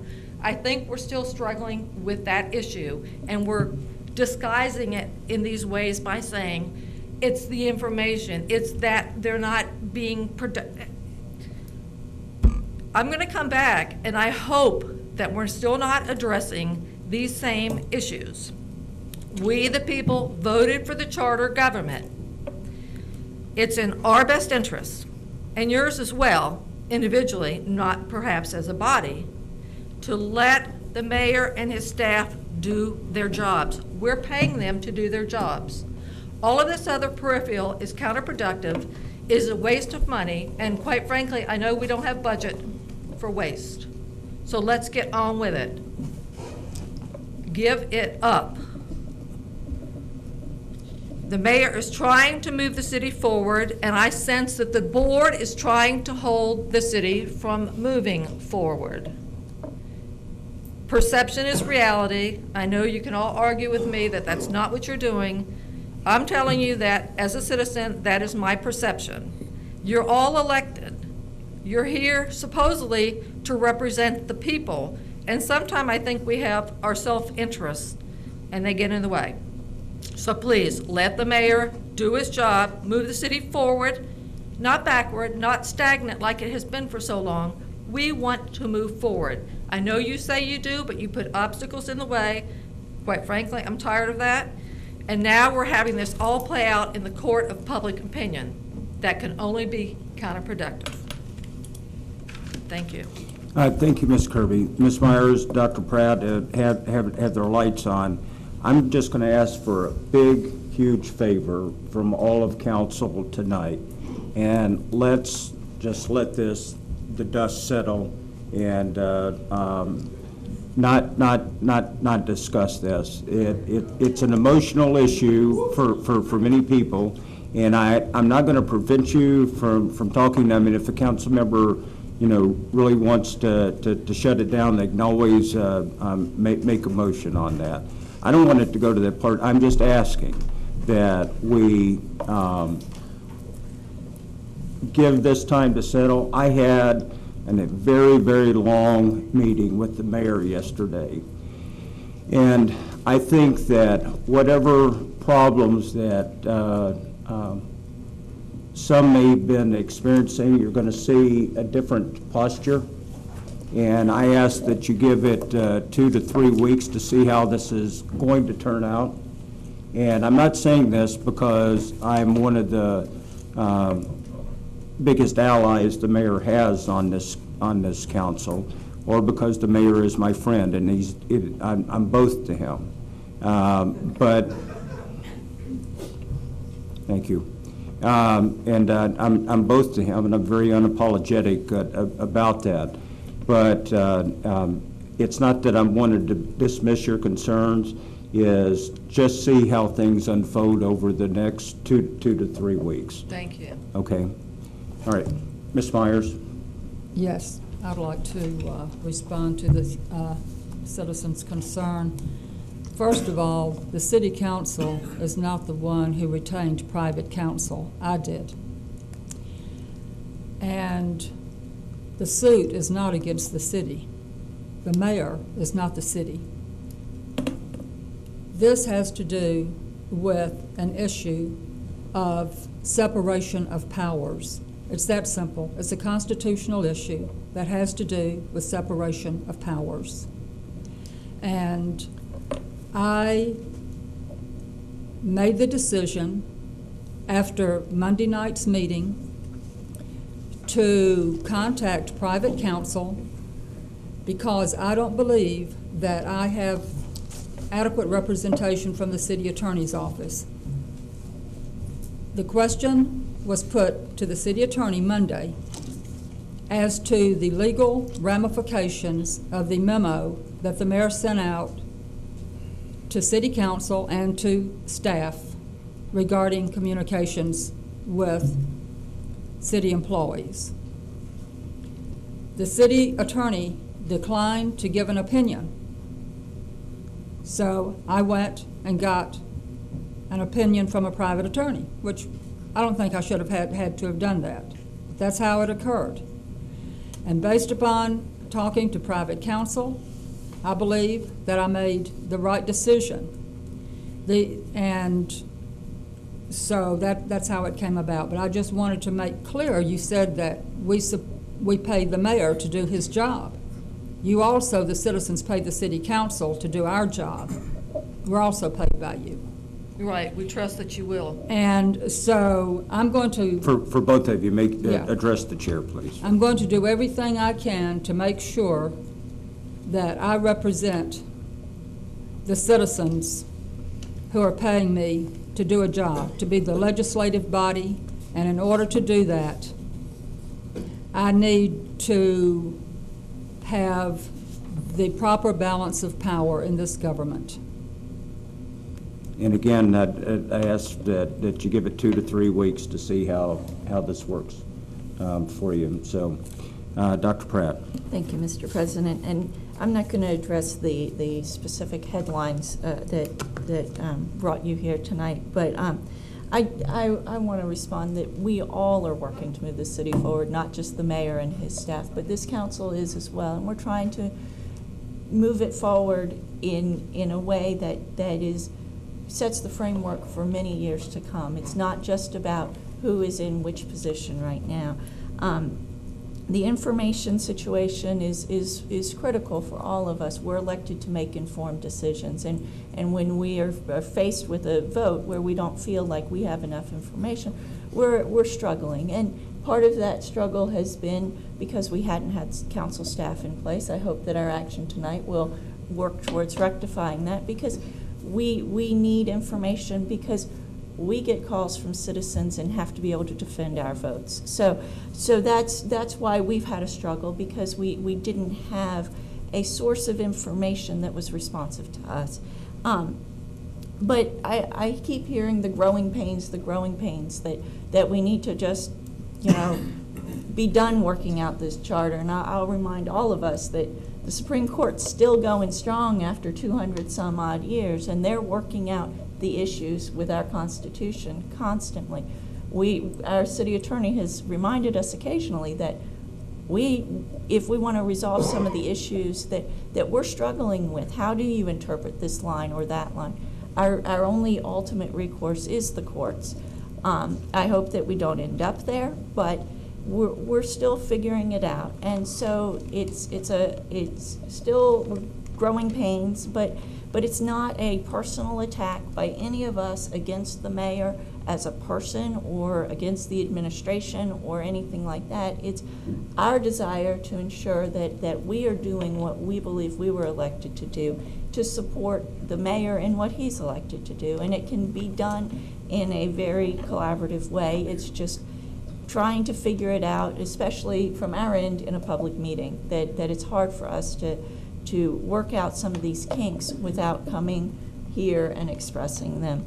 So I do hope that you will bear with us as we work these out. I don't believe that anyone would say that we've done anything that has hampered the mayor in some of his actions. Many of the things that we've said, we're concerned about this, we'd like more information, we eventually get the information and we vote to support it. So I don't think that there's been any problem in advancing this community because of our questions. And I think questions should always be welcome. Your questions tonight are welcome, and our questions tonight should be welcome as well. Thank you.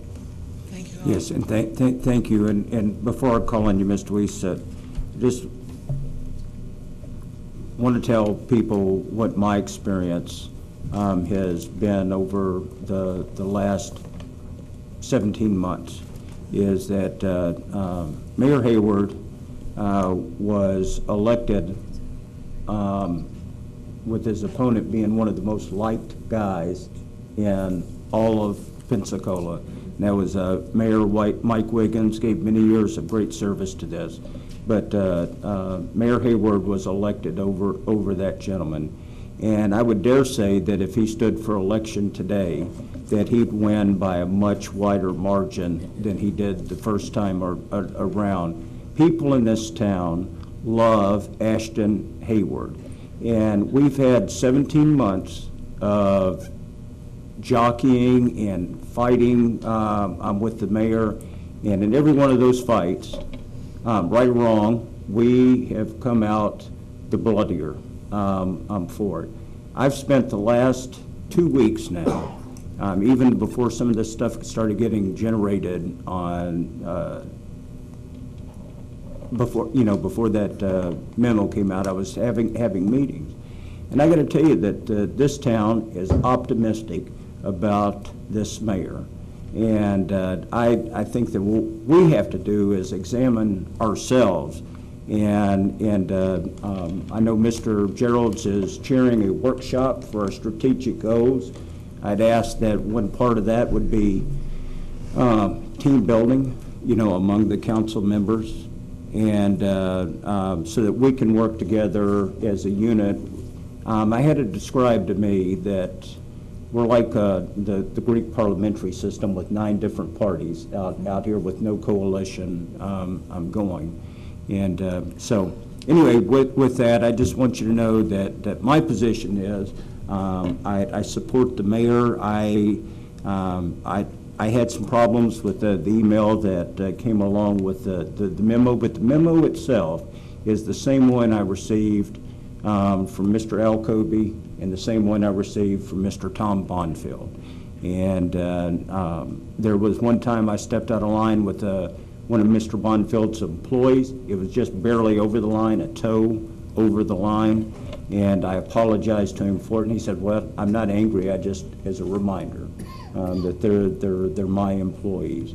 Apart from that, I have never, under the city manager form of government or under the mayor-council form of government, have I had a request denied of me. Maybe I'm just lucky, And, I've never run into that problem myself. Mr. Weiss. Thank you, Mr. President. And I'd like to echo Dr. Pratt about the issue of us having to work a great deal of our concerns out here in the public. It's happened many times where we have no other choice than to present something in the public forum. And I recall the previous speaker having come a while back, and she is an ardent Hayward supporter, and was quite frustrated with us trying to do our job. And it is just that. The budget is the most important decision that we make as a council. It's the reason we collect taxes and fees, and you know, when we run the city, it's so we have a budget and we can provide public safety and all of the other amenities that we provide to our citizens. So you know, I make no apology for standing up for the citizens on a daily basis. Someone asked me once, you know, how, if you're frustrated with the mayor, what can you do? Well, you have your vote every 4 years. But council is having meetings every other week and is the access point for citizens. You can come and speak in open forum. You can bring your concerns to us on a daily basis. The mayor is very busy marketing our city and working on initiatives with businesses, and is not available to sit and talk about chickens or talk about sidewalks or things that we as a council have to be able to do, and to have access to staff. This memo actually was sent out in quite the same format at the beginning of Mayor Hayward's tenure, but made it clear that communicate with staff, and staff in return, when they reply to council members, will copy the chief administrator, or at the time it was Mr. Kobe, and when his tenure ended it was Mr. Reynolds. And I thought that was working quite well, but to limit access is unconscionable. And also Ms. Kirby, I think was her name, mentioned not knowing what it is and why we think information is not readily available to us. And I went ahead and handed out to council a public records request I had made, and I do not wish to discuss it tonight. I simply am one of 9 council members, and I don't think I had an option of not sharing it with you, because it's something that you need to know the posture of last year's budget process. And I'm happy to share that document with the public. I have several copies. But I do have respect for Mayor Hayward and also for the Pensacola News Journal, and I do not wish to get into a debate about this. I simply wanted you to know about it. Thank you. Okay, and thank you. Okay. Can we have the ASL applause, please? Thank you. Mr. Geralds. Thank you, Mr. President.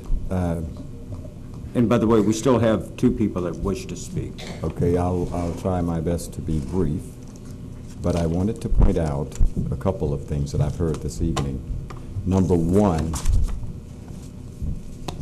the restrictions of trying to restrict council members from interfering with departmental operations is nothing new. In fact, Mr. President, you mentioned having received an email from Mr. Bonfield and another one from Mr. Kobe. And speaking for myself only, there have been times when I have, in spite of those emails or reminders or memos asking us to be cooperative to that effect, I will admit in the past 12 years I have occasionally called department heads about things, and I know it's done. I'm not accusing anybody, but I know it's done. And the purpose of it was to restrict certain things that were going on, even back in 1931. Certain people would call certain people and make contacts. And when you look at what's going on in Escambia County right now, for those kinds of things, but you know, how could you stop? Some of our employees, and many of our employees, I might say, live in our districts. What's to stop you if you're out walking your dog, you're out in the park, on the beach, what's to stop you from doing the same thing? And it happens. That's the one thing I wanted to point out. However, since, you know, we have given the mayor explicit authority for the day-to-day operations of the city, it's plain and clear. Follow the procedure. Now, the next thing I want to mention is that seems to be some sort of an illusion. And having been here 12 years, and I hear people say, well, you know, the city's been stagnating. I'm going to remind you that relocation of the wastewater treatment plant was something we put on the table in 2007, 2009. The Maritime Park had been on the table for years before it got done. So these were not new things that were introduced because we changed the charter. The city was already moving forward. And I just want to remind people of that. So if you want to twist and flip reality, as I sit here and listen to you, that won't be possible. I'll remind you of what was happening prior to. It just so happens that things have been speeded up by the new process. And that's what you're going to have to get used to. Thank you, Mr. President. All right, thank you, Mr. Reynolds. Thank you, Mr. President. As I previously stated at the Committee of the Whole meeting, this is nothing new in the council manager form of government or in this form of government. And I'd like to bring once again a staff perspective to this because I think it's incredibly important. Why does this kind of a prohibition, for lack of a better word, exist? And like I said at the Committee of the Whole meeting, I had such a prohibition actually in ordinance form at one of the counties that I used to work for. The reason it exists is because you have to think of it from a staff perspective. As staff, we are trying to do our jobs. And council members have an incredible amount of power over staff. And you may not understand that, but you're up here. Mm-hmm. And to your general staff person who's down here, that's how it, and so when you walk in to a staff member's office, immediately it's a big deal. And there are many ways that we as staff members can be influenced. We want to do our jobs and we want to do it well. But sometimes having a council member in the office and asking certain questions, it can be intimidating to staff. And that's why these prohibitions are in place. Ladies and gentlemen, as staff, we want to do everything we can to move this place forward, this wonderful city forward. We want to be able to come in the mornings and work hard and achieve the objectives that the mayor and the council want us to do. But when we have that kind of influence, and some council members understand the effect of that influence on staff, it's incredibly disruptive on how we do our jobs. And so I would ask, as you continue to think of these issues, keep staff aware. Keep them in your mind and understand the impact that you have upon them. The second issue I would like to address is this lack of information. I dare say that if anybody has ever asked me for any information, it has been forthcoming and as soon as I can possibly get it to you. You always have a conduit through me to get information. That will not change and has not changed. And frankly, I get that information from staff because I know just a very little bit on lots of issues and nothing on the big major issues in depth as I should. I have to rely upon the staff. So that's not going to change. You're going to continue to have that information, and I would just simply ask that you give me a call, send me an email, and we'll facilitate that and make it happen. That's it. Thank you, sir. Okay, thank you. Mr. Spencer, you're up next, but I just want to remind you that we have both your wife and Mr. Jermaine Williams that wish to speak to. Hopefully my wife's presence does not prevent me from speaking. Thank you, Mr. President. Okay. I want to thank the audience member that spoke to us and brought the News Journal for an exhibit for us to see. I want to thank you, Mr. President, for your comments and appeal to us to maintain somewhat an air of not only diplomacy but patience. Thank you for your guidance. I definitely did not consider and do not consider the mayor's redistribution of the recent memorandum in any way as an egregious act. And I too want to remind our citizens and fellow council members that is basically what I would call a historical document, one that has actually decades of precedence and was distributed by the predecessors of our mayor. and I'm confident that our ability to access the information has not been modified nor hindered in any way.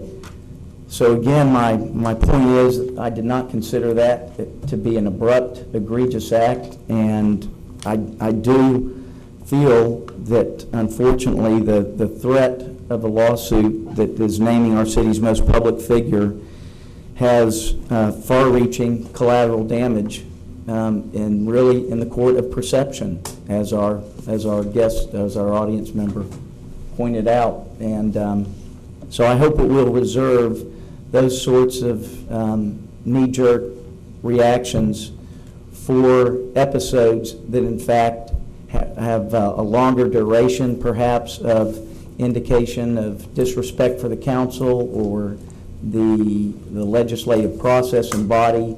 And in this case, I in no way feel like what recently occurred merits what we just read about in today's headlines. Dr. Pratt. Thank you. I just wanted to briefly apologize to Mr. Reynolds that while I said that we sometimes have a lack of information, when I have called him pre-meeting, he's always been willing to get me whatever information I'd like, and I was just speaking about issues during the committee meeting when that information is not available, and I think partially we were spoiled with Mr. Kobe, who could quote why we did something in 1914 or something. So, but it's still a struggle.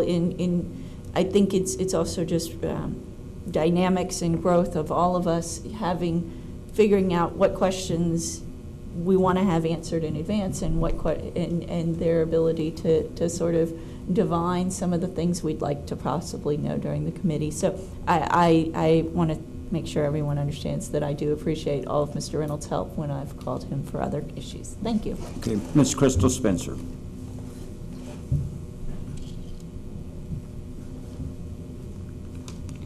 Fellow Kentuckian. Absolutely. Mr. President, council members, Crystal Spencer, 3 East Zaragoza. I stand here as the former chairman of the Charter Review Commission, and yes, the wife of Brian Spencer. But as always, I stand here, and I express my views. And Brian and I have a wonderful understanding about how we have our views, and sometimes we agree and sometimes we don't. But again, these are my views. I've taken an opportunity, when I read today's paper, I was disturbed. I was quite disturbed. So I took an opportunity to go back to one of the many volumes. I think I have 4 file boxes. I kept every paper relating to the Charter Review Commission process. You all have heard me speak about how many speakers we had and how many meetings we held over the 2-year period. We've had this charter reviewed prior to it being adopted and overwhelmingly adopted by the citizens. More than 10 points. It was more than by 10 percentage points that this charter was adopted. But we talk about the investigative side, and you all are most particularly talking about Section 4.04, interference with the administration. So I did a little bit of digging into the paperwork that I have, and I went back first starting with the Model City Charter, which it was our starting point. It's what Mr. Bonfeld gave us with the white paper and told us this is your starting point. This was the 8th edition. The first edition was adopted in 1900. We were operating under either the 2nd or the 3rd edition in 1931. In 1931, it contained the very same prohibition that this particular charter contains today. And I will tell you that the language, Section 4.04, under your current charter, was lifted directly from the Model City Charter. And the Model City Charter specifically stated interference with administration, except for the purposes of inquiries and investigations, under what the Model City Charter refers to as Section 2.09, which is a different section in our charter. But except for the purposes of inquiries and investigations, the council or its members shall deal with city officers and employees who are subject to the direction and supervision. Now, in the Model City Charter, it says city manager.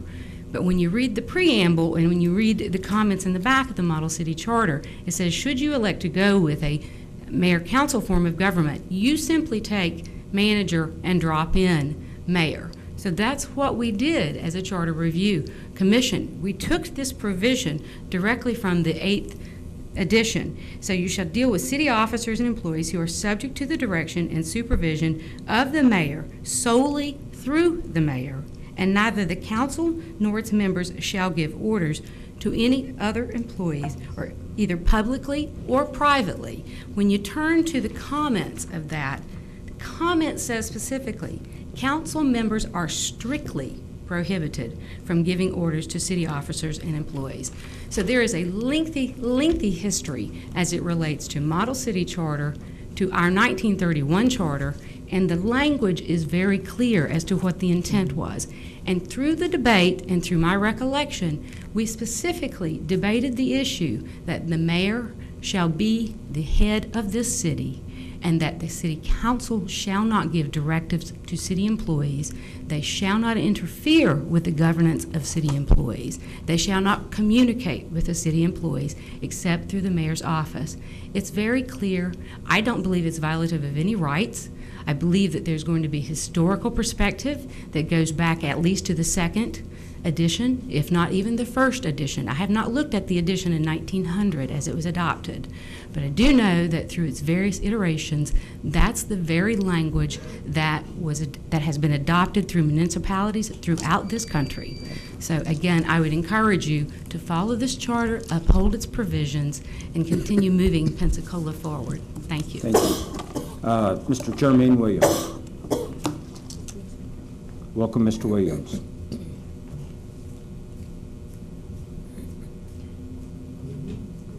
Jermaine Williams, 1309 Northeast Street. I didn't have much to say, just a reference to what you were saying about Mayor Hayward, about what liked he is and how much he'll be reelected by, which is, I just wanted to give you a reality check on that. I voted for Mayor Hayward, and something I'm have to live with for the rest of my life, When he came in to get elected and he came to the black community, we haven't seen him since. We dying over there. We don't live on scenic. I live in the hood where they shooting every night. Don't see him, don't hear nothing. I mean, he's gonna have to do more than just show up at Martin Luther King breakfast, and he couldn't even do that. So I just want to, put you on notice that he's not well liked. And it's a big myth that blacks don't vote. He couldn't get in there without our vote. And I make sure, if I'm a real influential person, I will make sure that he don't get back in. Thank you. All right, thank you, sir. And Ms. Dorothy Dubusan.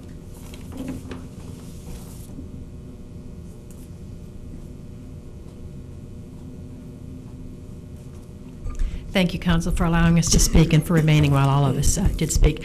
And I don't wish to get into a debate, but I did hear Ms. Spencer say in the beginning of her quoting from the charter that except in the case of inquiry and investigation, and then she went on to say what you could not do. What I take that to be is that you have the right to ask questions and to investigate as you need to in order to serve yourselves and to serve us as the public. So while there are some things that we are all in agreement you may not do, such as direct staff to do something, you do have the right to ask a question as I read it. And I would respectfully request that the mayor, if he's listening, realize that this does not need to be a battle drawing lines across the board. What we need is to go to 50 Shades of Pensacola, where we stop and figure out where each of us is comfortable in dialoguing. For some people, it needs to be a written report. For some people, it needs to be a 5-minute response of off the top of your head. And for others, it needs to be a 3-week investigation. If the staff can recognize and be allowed to respond in the moment as best they can, and then direct the more difficult inquiries to come through the mayor's office, I think that would go a long way towards reaching a point where normal communication can occur. What we have happening now is very abnormal communication, and as a result, we've gotten extremely dysfunctional as a community. I said it Monday and I'll say it again.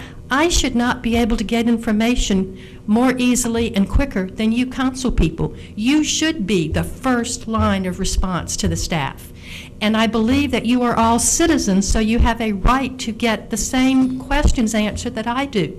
Do you get the right to tell them, I want you to do something about it? No, you do not. But you can say, I would like to know if a schedule is available, and they should be able to give it to you the same as they can give it to me. So I respectfully ask that this group stop and figure out how you can dialogue differently, perhaps, with the mayor and his staff. And, I heard Mr. Reynolds invite you to contact him, but if you take the letter of the law, as Mr. Hayworth gave it out, he is an employee, and you cannot get to him unless you go through the mayor's office. Now, he is today sitting in a position of the mayor's office, but his actual title is city administrator. And do you have to go through the mayor's secretary to be able to talk to him? That's the confusion that I believe needs to be cleared up, because rather than funneling outward, we're funneling inward with communication, and things are grinding to a halt unnecessarily. Are we a great city? Yes. Are we moving forward? Yes. Have a lot of people done the work that's resulted in where we are? Yes. And rather than trying to point fingers at who's not doing something, let's all celebrate what Pensacola is by sharing the information as quickly as we can. Thank you. And I'll just repeat myself again and say that let's give this 2 to 3 weeks, certainly up to our next committee of the whole meeting in June. I can't make you any assurances myself, but the conversation I had with the mayor yesterday was a very favorable one. And but back to what Mr. Reynolds had said, that when we walk into somebody's office or call them on the phone, they stop doing what they're doing. And sometimes our requests seem like directives, or we want the information sooner than later.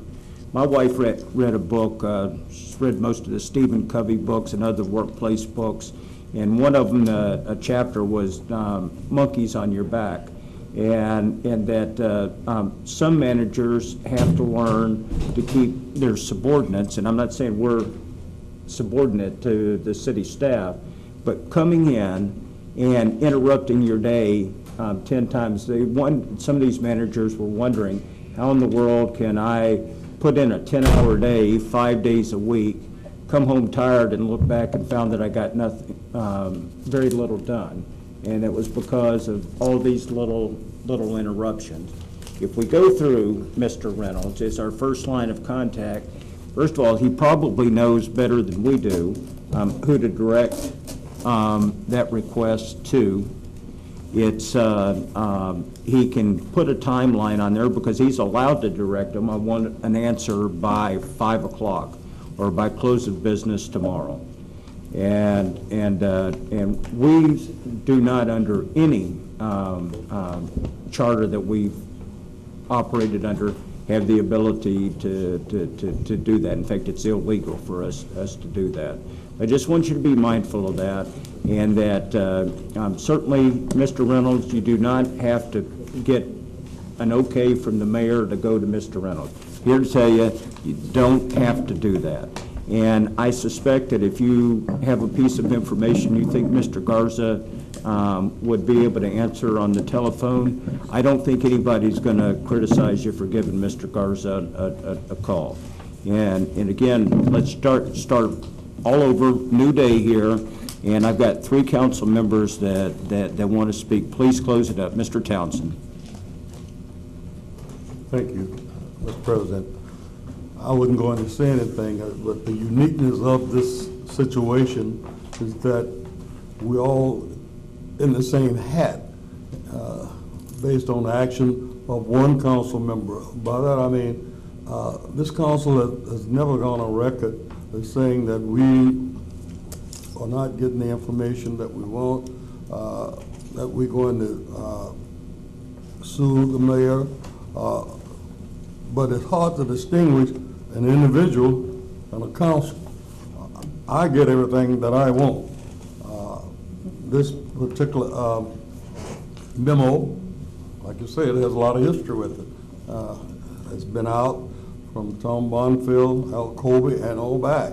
I think it just might be a manner in which you go forth and try to request it. So I don't have any problem. I believe in the chain of command. And that's what I grew up with, and I can get more action and more things accomplished by doing it in that manner.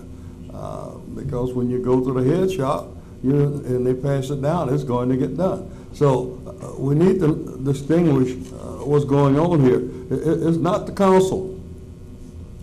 It's not, I'm council, and it's not me. And I thought I've heard some other folks indicate that they are perfectly satisfied in adopting what this charter says, perfectly satisfied in running the government, perfectly satisfied in working with the mayor. You're going to have some glitches sometime, and you expect that. But I haven't had any problem and don't anticipate any problem. So we need to make sure what's going on. It's not the City of Pensacola Council. It's an individual or two individuals or whatever the case may be. And sometimes you're going to have to sort out what's going on. It's not a council action. We have not moved, second or any action in that regard. And I can appreciate folks who feel that they're not getting enough information. If they go to the proper source, I think maybe they could get it. Thank you. All right, thank you. Ms. Myers, Mr. Geralds, you guys certainly have the opportunity to speak here. I think we beat this horse to death. And Ms. Myers. Well, I want to respond to several comments. I want you to understand the type of, I have very little contact with staff. I believe there's some council members who have unfettered access to staff. That's just my personal belief based on some observations. However, since the mayor's memo came out last week, and I happened to be at a town hall meeting with the mayor when a high-up city staff person mentioned some road resurfacing in my district because there were people there who wanted to know when their roads were going to be resurfaced, and I represent those people. Some people brought up park maintenance, also people I represent. And I send this high city official or person who's in charge of public works an email, and I ask the simple question, could you please tell me when these streets are scheduled to be resurfaced? The response I get is basically, I can't talk to you. The other question, and this happens to affect my neighborhood and my property. When are the sidewalks in our park scheduled to be edged because the grass is 2 feet high around them? No response at all, except from Mr. Reynolds, and I wanted to thank you for responding. But it seems to me when you can't ask the person who's in charge of something a simple question like, when is a road scheduled to be resurfaced? You have to go through the mayor's office to ask that question. My neighbor down the street happened to ask the same individual the question in an email and got a response.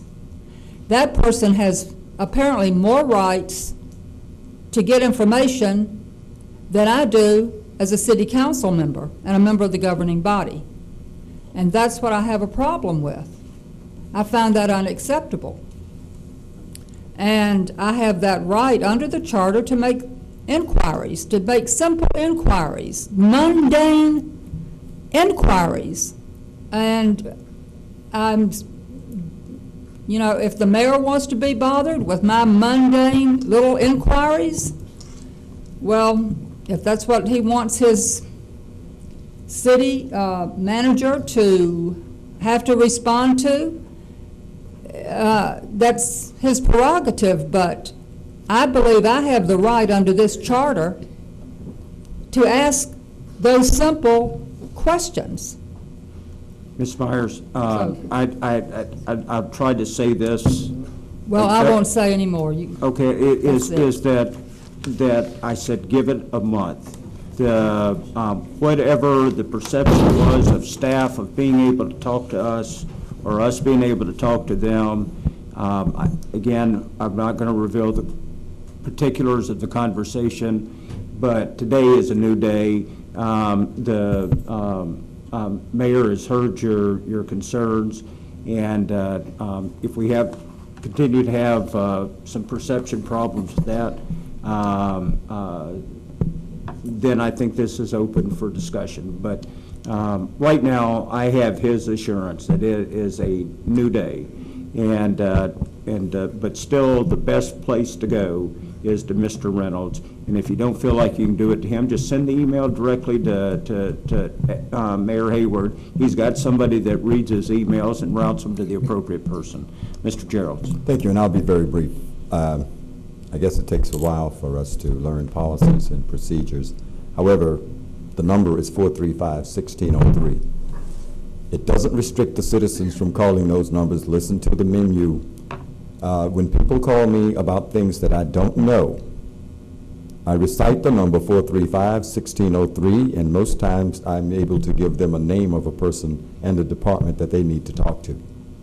And to me, it's as easy as that, because I would not want to pass out or to recite inaccurate or unnecessary information. But if a question comes to me, 435-1603. The other comment involves reading your packets or your background information as they relate to agenda items in a timely manner and get the answers that you need through the proper channels. Thank you, sir. Okay, thank you. Mr. Sansing, you do have the final word.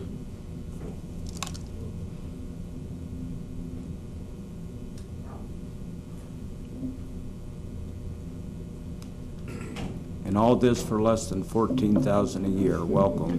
Pardon? Nothing. It's fine. Go ahead.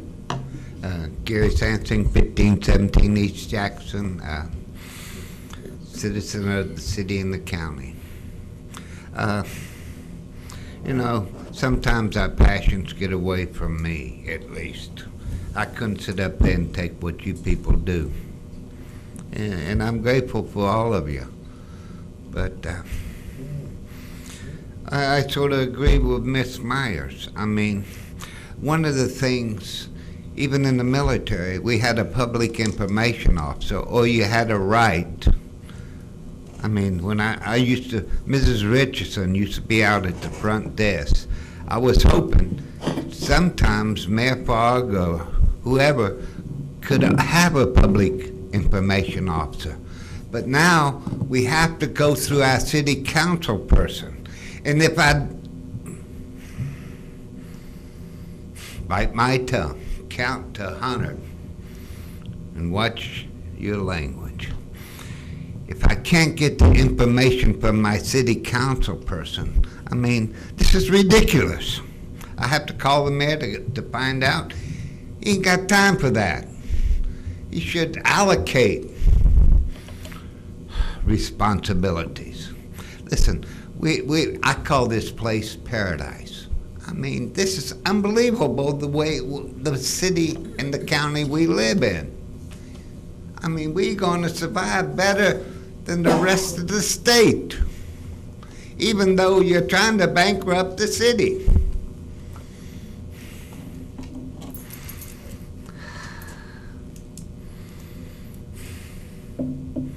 In the chain of command, I remember one time in the military, when someone come up to us, couldn't speak English, and was wanting some information, and the duty sergeant said, ignore the guy.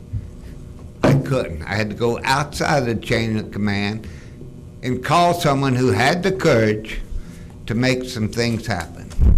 That saved 2 Americans laying in a ditch who had run off in a Jeep and gotten drunk and turned over, and they'd have died if I had followed the chain of command. Sorry, I like you, and I like the way an informal, we can discuss things without getting angry or calling. Be civil. I try. But what is happening in our country and in the world? And I've left 3 documents up here. I wish someone, Ms. Myers ain't here. I imagine no one in the city, at the mayor's office or the city council has read what the heck I've been trying to educate you people about. Anyway, Only one lady. And if We she got left, more. we wouldn't have a quorum and we'd be adjourned. So. All right, well, I'm chilled out. Oh, one more, two things. When I left here, I run across a couple that were very proud of the ceremony they went to, and they were recognized. It was the IB program, you know, one of the few students, and another one from Occupy Pensacola. I mean, I had to listen to them too. You know, we get out there and talk to our citizens. You'd be surprised. They're more aware than you think. Mm-hmm. Thank you. We're adjourned.